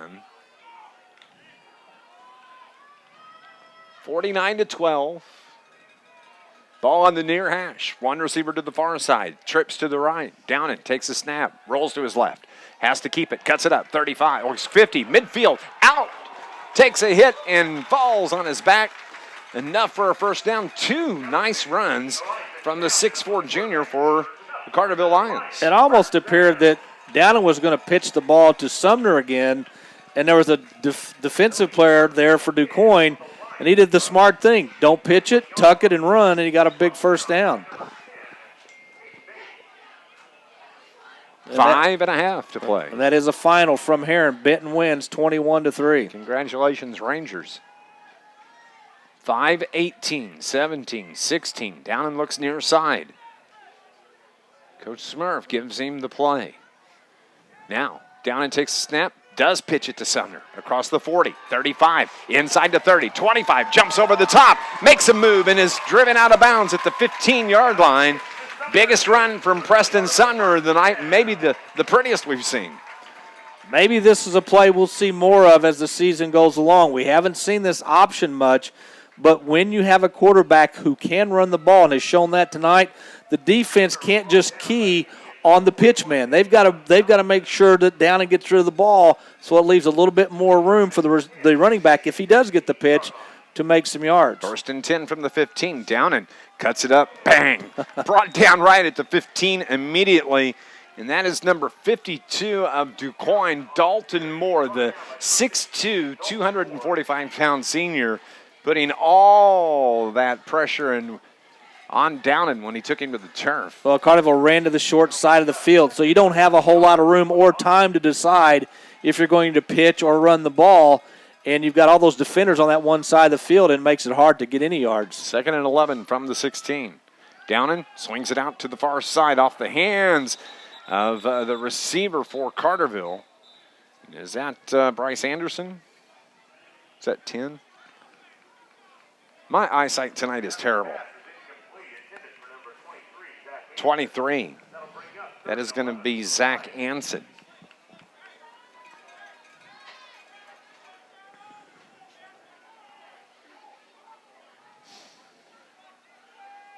.422 on the clock. The clock stopped on the incompletion. 3rd and 11 from the 16. Preston Sumner with the carry to the 10. Gain of about 5, maybe 6. Hit the hole quickly. And I think that's one player that has improved from week 1 to now. Every game, Preston has run the ball a little harder. He's done more north and south running than east and west. Yep. So that A bodes, lot of improvement. That bodes well for the future. Absolutely. Preston Sumner, a 6'2", 210-pound junior. Wait till basketball season. Under 4 to play. Don't be a tease. Downen swings the pass out to Sumner off his fingertips, and then he takes a pop and falls incomplete. And that's where DuQuoin is going to take over. Change of possession. You got 4th and about 5-6 yards, and they throw the pass to the outside, to the short side. Even if Sumner catches the ball, he's not going anywhere. I think I would have taken a shot downfield, maybe thrown to the end zone. But the turnover on downs will give DuQuoin the ball back. We still got 3:39 to go in the third quarter. It's been a long, long game. 3:39.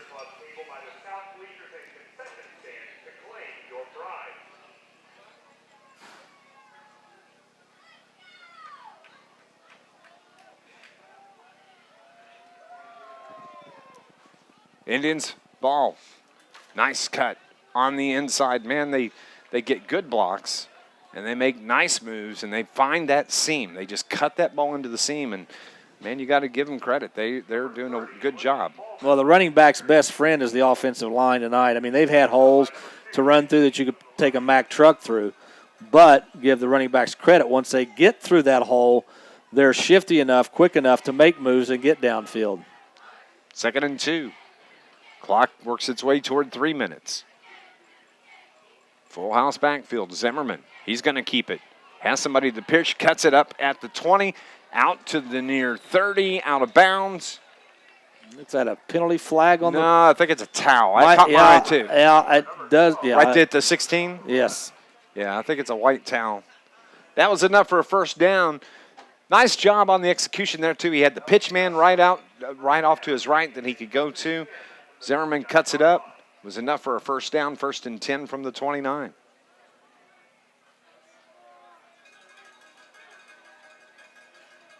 Zimmerman sets. Tailback out. That is Caden Mays down the sideline across the 50-yard line. He's pushed out of bounds just below us here at Lions Field into Carterville territory. Gain of 22 on that carry.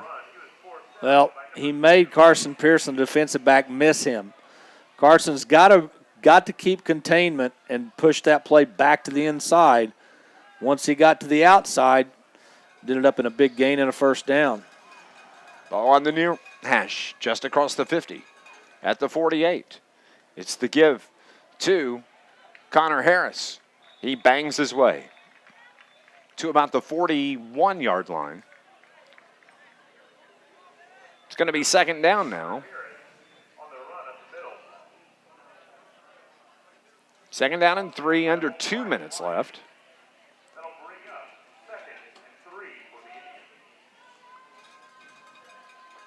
DuQuoin really taking its time, too. They are running the play clock down. Under 15. Zimmerman wipes his hands on the towel. He stands, looks at the clock. Minute 35 on the game clock.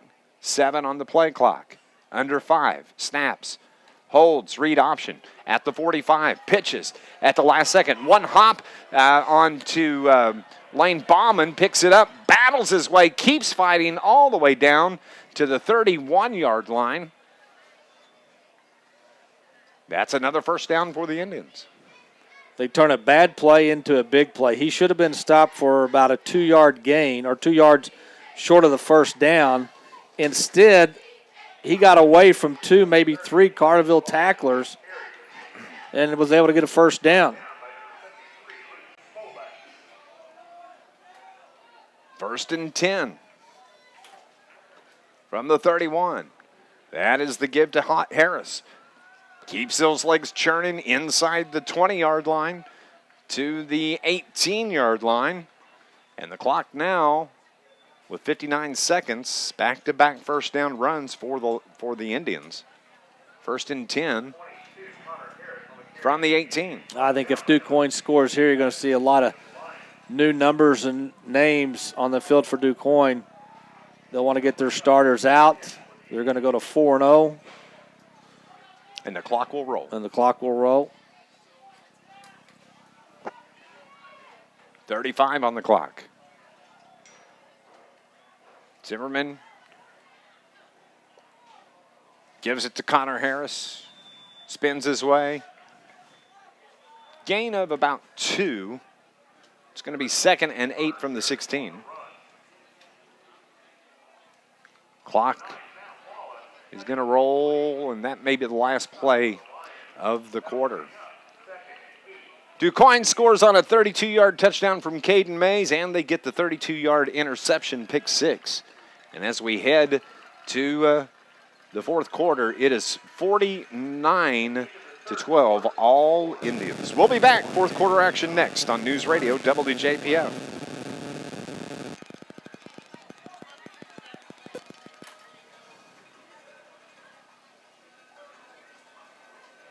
Ladies and gentlemen, we have some area scores to announce. The final score from the Nashville 8J game, Nashville 49, 8J 14. And the final from the Vinton Heron game was Vinton 21, Heron 3.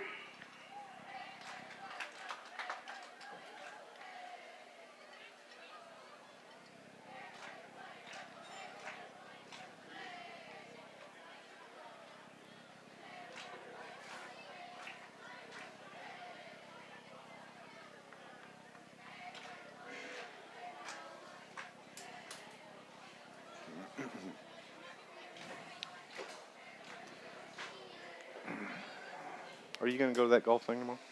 I've got a football game to go to. Grandson's game. 49-12 here at Carterville High School. So we head to the fourth quarter. DuQuoin threatening. They have the ball. 2nd down and 8 at the Lions 16. Don't forget about the 7th annual basketball golf scramble tomorrow. I appreciate Matt Crane coming in and talking about that. It is a great time. Been there the last couple of years and hope to see you there tomorrow. It's the pitch to the tailback. Cuts it up at the 20, the 15, inside the 10. And on the carry, Caden Mays. Inside the 10, it's going to be short. Short of a first down. 3rd and 1. From the 9. Would love to see the DuQuoin Nashville game. Yep, that's going to be a dandy. Wonder when that is. Is that next week? Don't know. I have to look at the We'll schedule. look and see. It's the pitch. Zettler tries to get to the outside. Cuts it up inside the 5. Knocked out of bounds. Short of the goal line. It's enough for a first down. He had 3 blockers out in front of him. I thought he was going to get to the corner and just get inside the pylon, but Carterville did a good job Stretching it out. of stretching that play out and basically just ran out of room. 1st and goal from the 3. With the touchdown, that would start the rolling clock.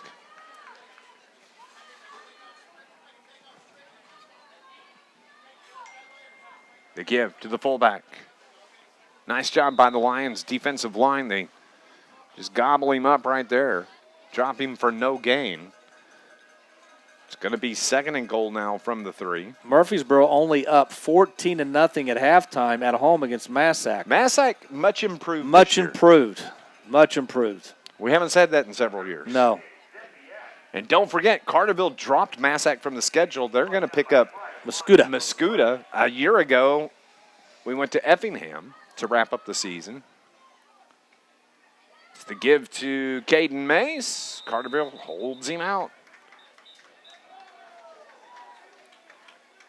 3rd down now.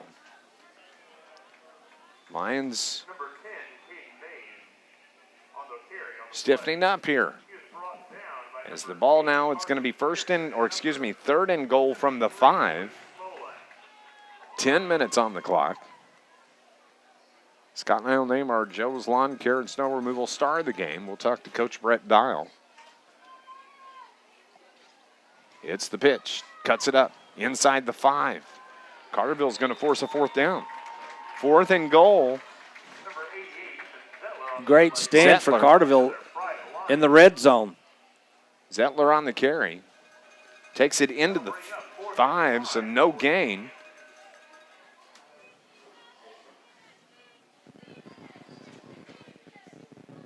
Big play.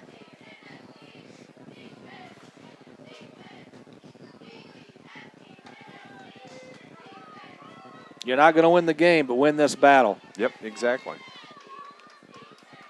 Zimmerman, rolls to his right. Has some pressure, floats it up the top, out of bounds. Carterville holds. Nice defensive stand by the Lions. That was a 13-play drive by... Well, anytime you roll out as a quarterback, the idea is to roll away from pressure. But Zimmerman had pressure on him the entire time. As he's getting to the sideline, he basically just had to throw it up for grabs, threw it out of the end zone, and Carterville with a nice defensive stand there. 1st and 10 from the 5. Carterville holds. As we're in the 4th quarter, 9:03 mark. 95 yards to pay dirt for the Lions. Downing. 2 receivers right. Gives it to Preston Sumner. And he is stopped, and they're going to give him the line of scrimmage, which is the 5. 2nd down and 5. Or excuse me, 2nd and 10 from the 5. Probably not going to do anything risky here, deep in your own territory. Don't want to turn the ball over. You've already given DuQuoin a pick 6 tonight. This Lions broadcast is brought to you by Tony Gates State Farm. Bundle your home and auto insurance. Visit Tony Gates, your local neighborhood State Farm agent. Also brought to you by, we'll get to that in just a moment, Downing. He's going to keep it across the 5. Tries to get to the outside, has his arm grabbed across the 10 to the 14. The ball, that should be enough for, they're going to be just a little bit short. Yeah, about a yard. Good job by Downing, though, to get what he did. I mean, he was dragging defenders with him for the last 5 yards. 3rd and 1 from the 14. This Lions broadcast brought to you by American Monument Company. Proud sponsor and supporter of your Lions sports. American Monument Company, they're located on South Court Street in Marion, where their monuments have that special touch. 3rd and 1 for the Lions. 1st down after the carry. The keeper by Downing. Such a simple play, but so effective. And I really don't understand why teams don't use that more often. I don't think you want to get your quarterback hurt, but it's, I mean, to me it seems like it's a low-risk play. Low risk, high reward, the way I look at it. Exactly. Again, Downing's about, 6'3", 200-something pounds. I mean, he can get that on his own. And, 1st and 10 from the 17. 2 receivers, 3 receivers left. Looked like one moved early. That's not Downing throwing the ball. That is Carson Pearson. No, that was Downing. Was it Downing? That was Downing. He just overthrew his wide receiver, which was Pearson, I believe. My dyslexia. And we have there's a flag on the play, so it wouldn't have mattered anyway. Flag was thrown on the far sideline, which leads me to believe maybe pass interference. Maybe so. No, sideline. Sideline. That's their 2nd one, so that will be a penalty. And that you get 1 warning. After that, it's a 5-yard penalty. Well, I think that's the first time I've seen that this year. I agree. 7-11. It's 2nd down and 10.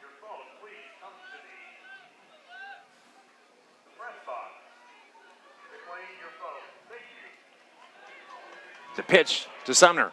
Out across the 25. Fights his way out to the 30, to the 32, 33-yard line. And that's going to be a Lions first down. He's Sumner. played a much better game. He has. He's running much harder than he did in week 1 against Benton. It only bodes well for the future. You've got Downing back next year.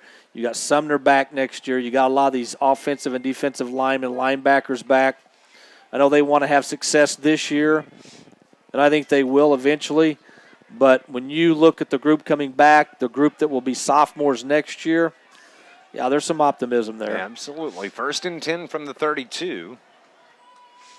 Downing rolls left, pitches to Sumner. A little forward pass to the 40, the 45. Pulled down from, but I thought he was going to get pulled down. He was horse-collared, and he makes his way out to the 40-yard line of the Indians. Another first down. Back-to-back big runs from Preston Sumner. And I thought there may have been a face mask. Now, there is a penalty flag on the field right about the 46-yard line. His head seemed to snap back a little bit, and it is a face mask. Indians, and so they'll tack on that. That's not a spot foul. That's from the end of the play, isn't it? They'll put 15 yards on it. Yeah. Carbondale leads Centralia 26-7 midway through the third quarter. Did I see Marion tied up? Marion tied 2020? 2020 is the last I saw. 1st and 10 from the 35 for the Lions.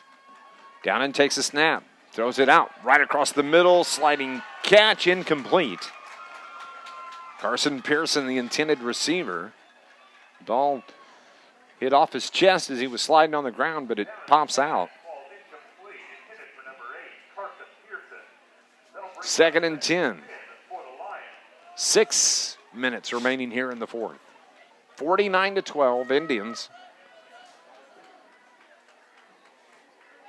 This drive started at its own 5 for the Lions. The read option by Downing across the 30, puts his shoulder down right into the chest of the defender, pushes him out of the way. Yeah, make the defensive back pay for coming up there to make a tackle. Downing just lowered his right shoulder and ran right through the defensive back. That was a gain of 9, so it's bringing up a 3rd and 1 now from the 26. Clock continues to roll toward 5 minutes. Scott and I will have your post-game show coming up. 5:45. Sumner, first down, Lions, right up the middle, inside the 15, down to the 10, inside the 10-yard line. Preston Sumner with another big gainer for Coach Brett Dial and the Carterville Lions. Just love how Sumner's running the football and love how Carterville is not letting this big lead get to their head. In other words, they're playing very well right now, playing strong. This could lead to some better things next week at AJ. Again, Downing. Snap. Whoop. Gives to Summer. 1-2 Indians there. And that's going to be a loss of 4. I think DuQuoin read that play rather well. Cesar-Valere now leads El Dorado 36-16 with 1:14 to go in the game. Wow. Scott and I will name our Joe's Lawn Care and Snow Removal star of the game, which so far is Bob Fester. Sparta gets their first win on the season. They beat Pinckneyville 30-19. Wow. Downing keeps it inside the 10, makes a move, brought down from behind at about the 2-yard line. The same defensive back that Downing ran over a couple of plays earlier was the same defensive back that came up to make that hit. I think he probably stopped his feet expecting the hit, and Downing just kind of juked him a little bit, went right around him. Little hip shake. And that was all she wrote. So now 3rd and goal from the 2. Will it be Downing? Will it be Sumner? Will it be Zach Hansen? Downing's going to keep it. Has arms on him. Touchdown, Carterville. Downing, a 2-yard touchdown run. A 95-yard drive for the Lions. One of the best drives by Carterville all year long. They took the ball, marched down the field, and basically did it running the football. Downing Sumner on option plays, down and keeping the ball several times himself, getting big yards, and then he finishes it off with a touchdown run. Caleb Knight on for the extra point. 4 minutes even. It's 49-18. The kick is good. 49-19. 4 minutes remaining. We'll be back here on News Radio WJPF.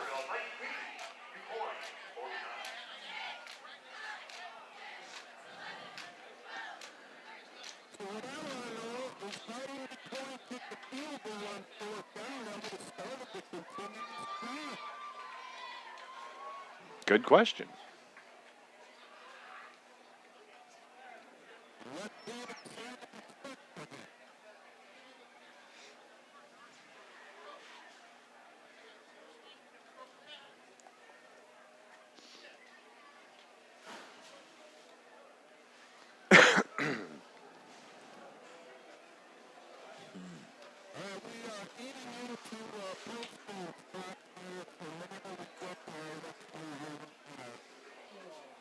Okay.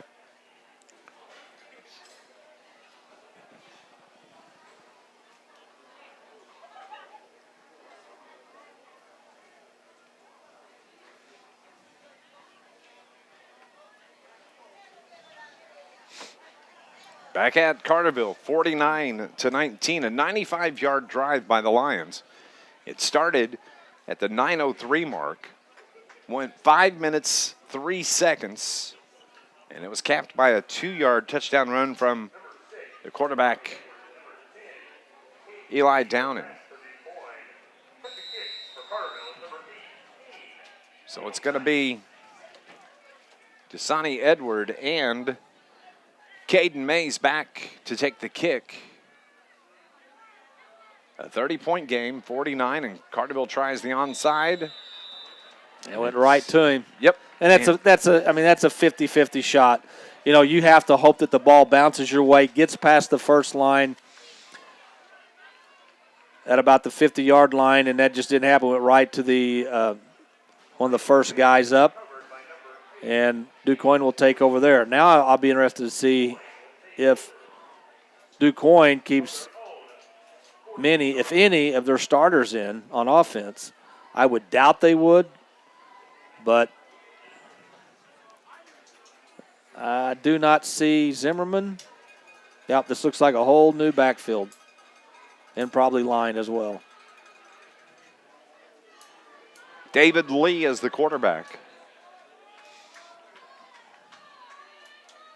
From the shotgun. Gives it to his tailback. Out across the 50. Inside the 50 to the 46 of Carterville. David Lee is a sophomore, 6'1", 180. 2nd and 4 from the Carterville 46.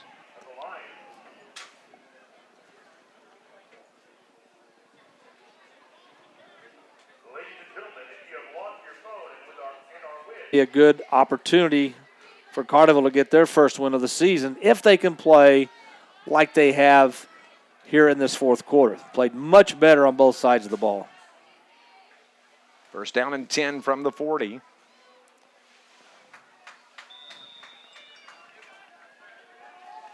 Down inside the 40 now to the 39. 2.5 remaining. With 8 seconds remaining, Marion has taken the lead 26-20. You talk about the cardiac cards, the cardiac cats, baby. They have a flair for the dramatic, don't they? Yes, they do. They win with, 10 seconds left, 8 seconds left a week ago. And they take the lead with 26-20 tonight at Cahokia. David Lee's going to keep it. Thought he might pitch it, but he doesn't. He hangs on to it, which is good. Keeps the clock rolling under the 2-minute mark. Yeah, and the back was not even with the quarterback. I mean, even if the quarterback turned to pitch it, the back's behind him. You got to stay even with your quarterback in case he does want to pitch the ball.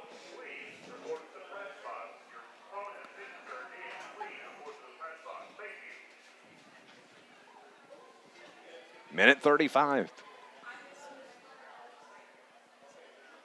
10 seconds on the play clock. David Lee from under center takes the snap at the 3-second mark on the clock. The give right up the middle, bangs inside the 40 down to about the 31-yard line. And there will be one more play in this game.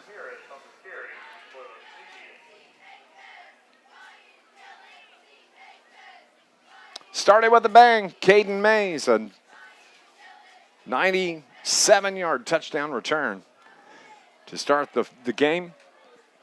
And the Indians never looked back after that. They roll to a 49-19 win. One more play left as David Mays.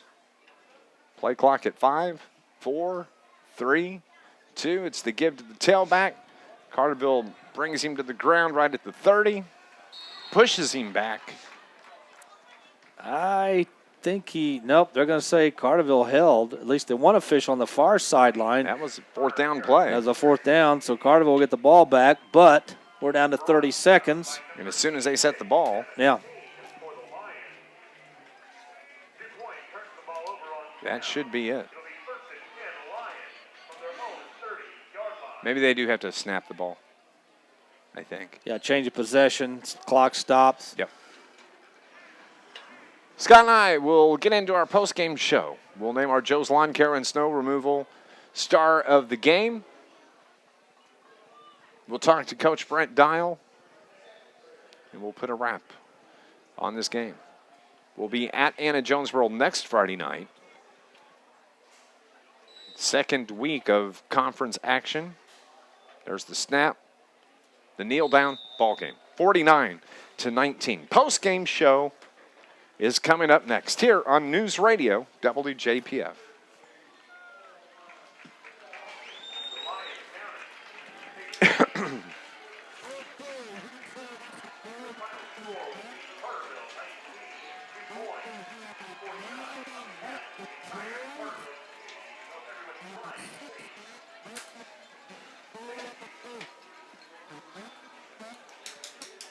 All right.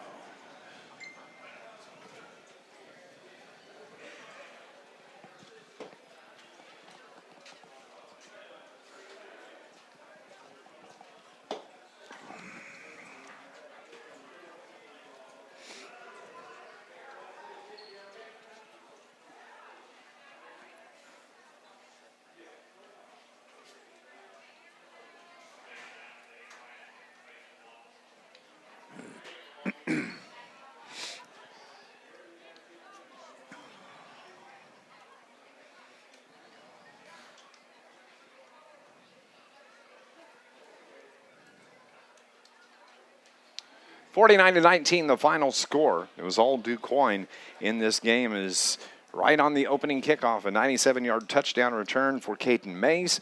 The extra point was good, 7-0 Indians. At the 8:17 mark of the first, a 59-yard touchdown run from Zettler with the extra point made it 14-0. 4-yard touchdown run by Zimmerman, the quarterback for Quoin, at the 5:13 mark. Extra point good, 21-0. And then Lane Bauman at the 28, and with no time left in the first quarter, a 28-yard touchdown run. The extra point was good, 28-0 after one. Then Quoin scores at the 8:13, or excuse me, the 5:26 mark. Correction, let me start that again. Carterville scores at the 5:26 mark. An extra field goal from Caleb Knight, 28-3.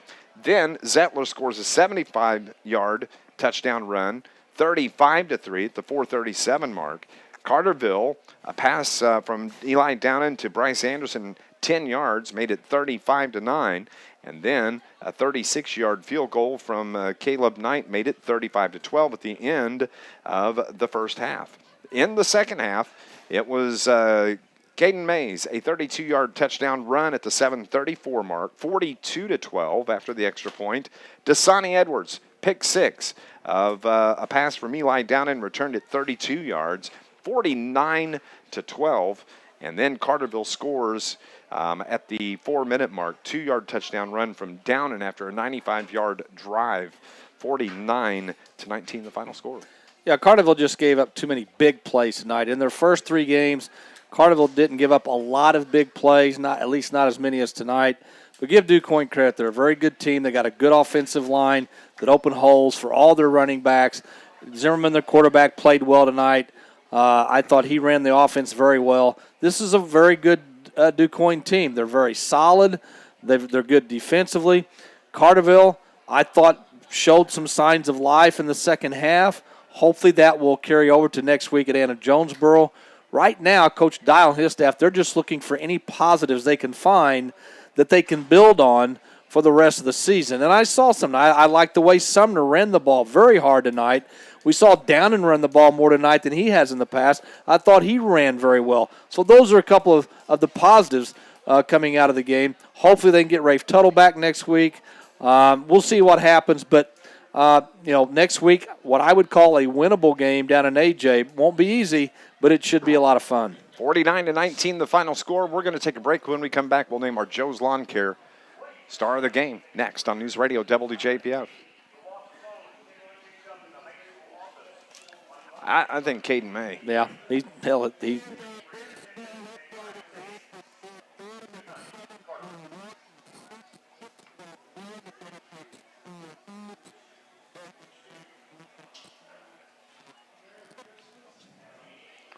Thank you.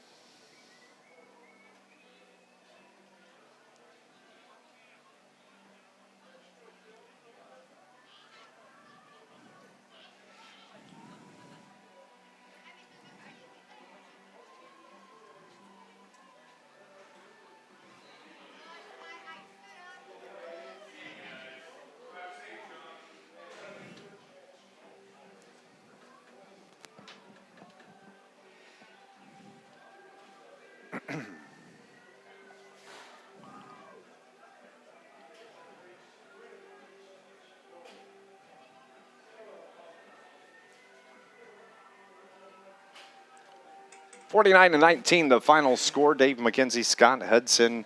We need to name our Joe's Lawn Care and snow removal star of the game. I don't think there's any doubt. 5'7", 140-pound senior Caden Mays. He started this game off with a bang. Touchdown return on the opening kickoff. Took the life out of the Carterville Lions sidelines.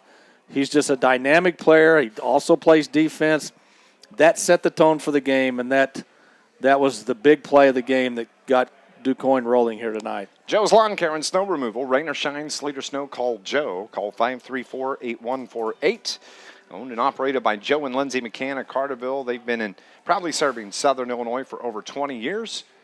And we specialize in commercial, residential lawn care, landscape maintenance, cleanup. Call 534-8148. Joe's Lawn Care and Snow Removal.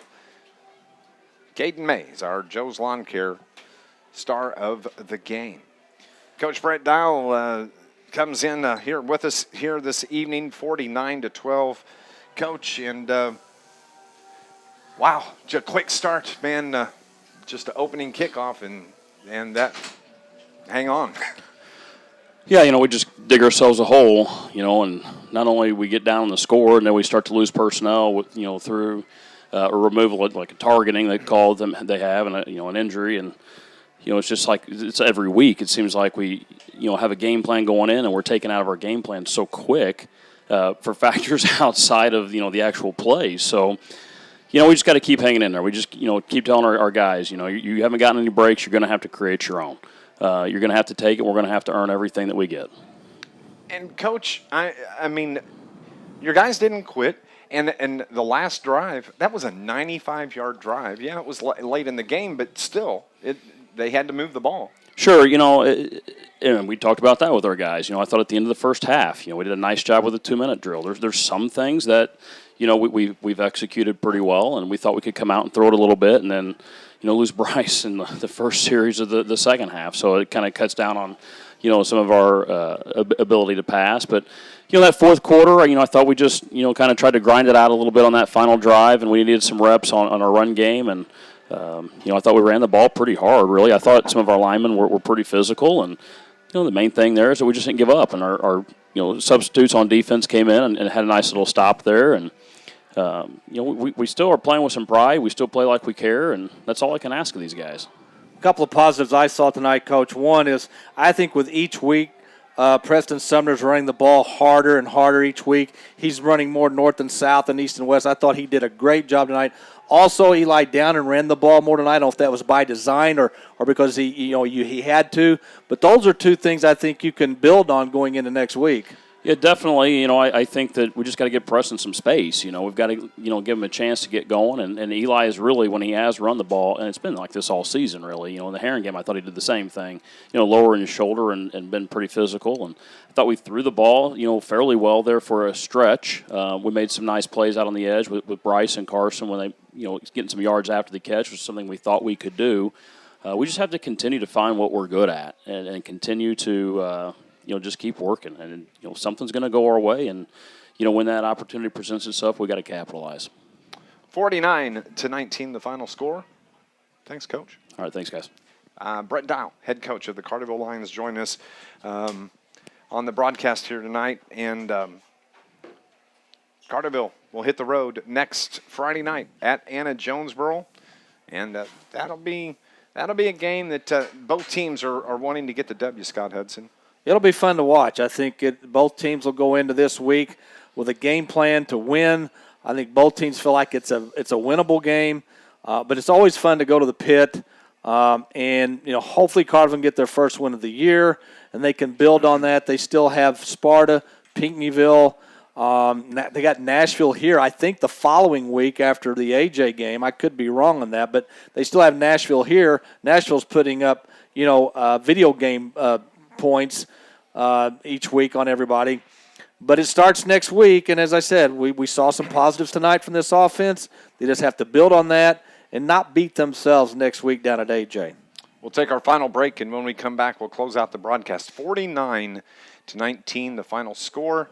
And thanks to Coach Brett Dial for joining us. We'll be back here on News Radio WJPF.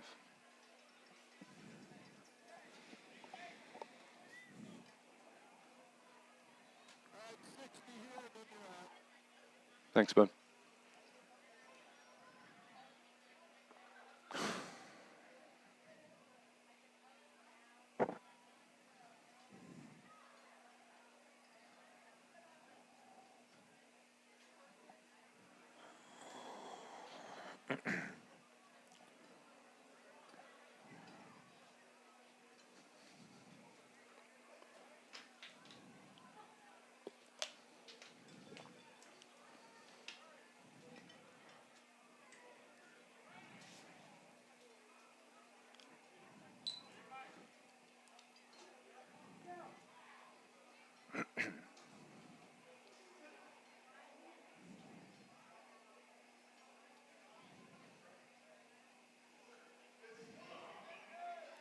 (49-19), the final score.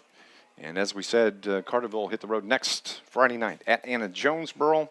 And Scott and I will have the call from Union County. Thanks, partner. Hey, thanks. And week 5 of high school football next Friday night. Hard to believe, but high school football regular season is almost half over. Also, we want to say welcome back to the broadcast, our producer engineer back in the studio, Brian, our pal. He'd been gone for the first 3 weeks. Glad to have him back with us tonight. And great job back at the studio, Brian. If you will grant me just a second, I just need to say something here. It's been a very trying week, and I mentioned this in the pregame, and I want to say thank you to Carterville High School and the coaches and everyone here the little tribute they did for Jake Turner. Never experienced anything like this in my life, and my heart hurts for those that I love. Jake was a great kid. He was a great kid. And just was damn lucky to know him and to get to see how he lived his life. And he was just wonderful. And we lost Jake on Tuesday when he was taking a few days off of work with some friends. And I just want you to know, and I want him to know, he was just a fine man. And he played a big part in Carterville sports his 4 years of high school. The toe tap interception in the playoff run. And just a good basketball player, was on that super sectional team. But he's definitely going to be missed. And basically what I just want to say is, if you got your kids and your kids are at home with you, just hang on to them. Give them a hug just a little bit longer tonight, if you would. Because you never know when things can change. And I just want to say, Jake, I love you. Have a great night, everybody.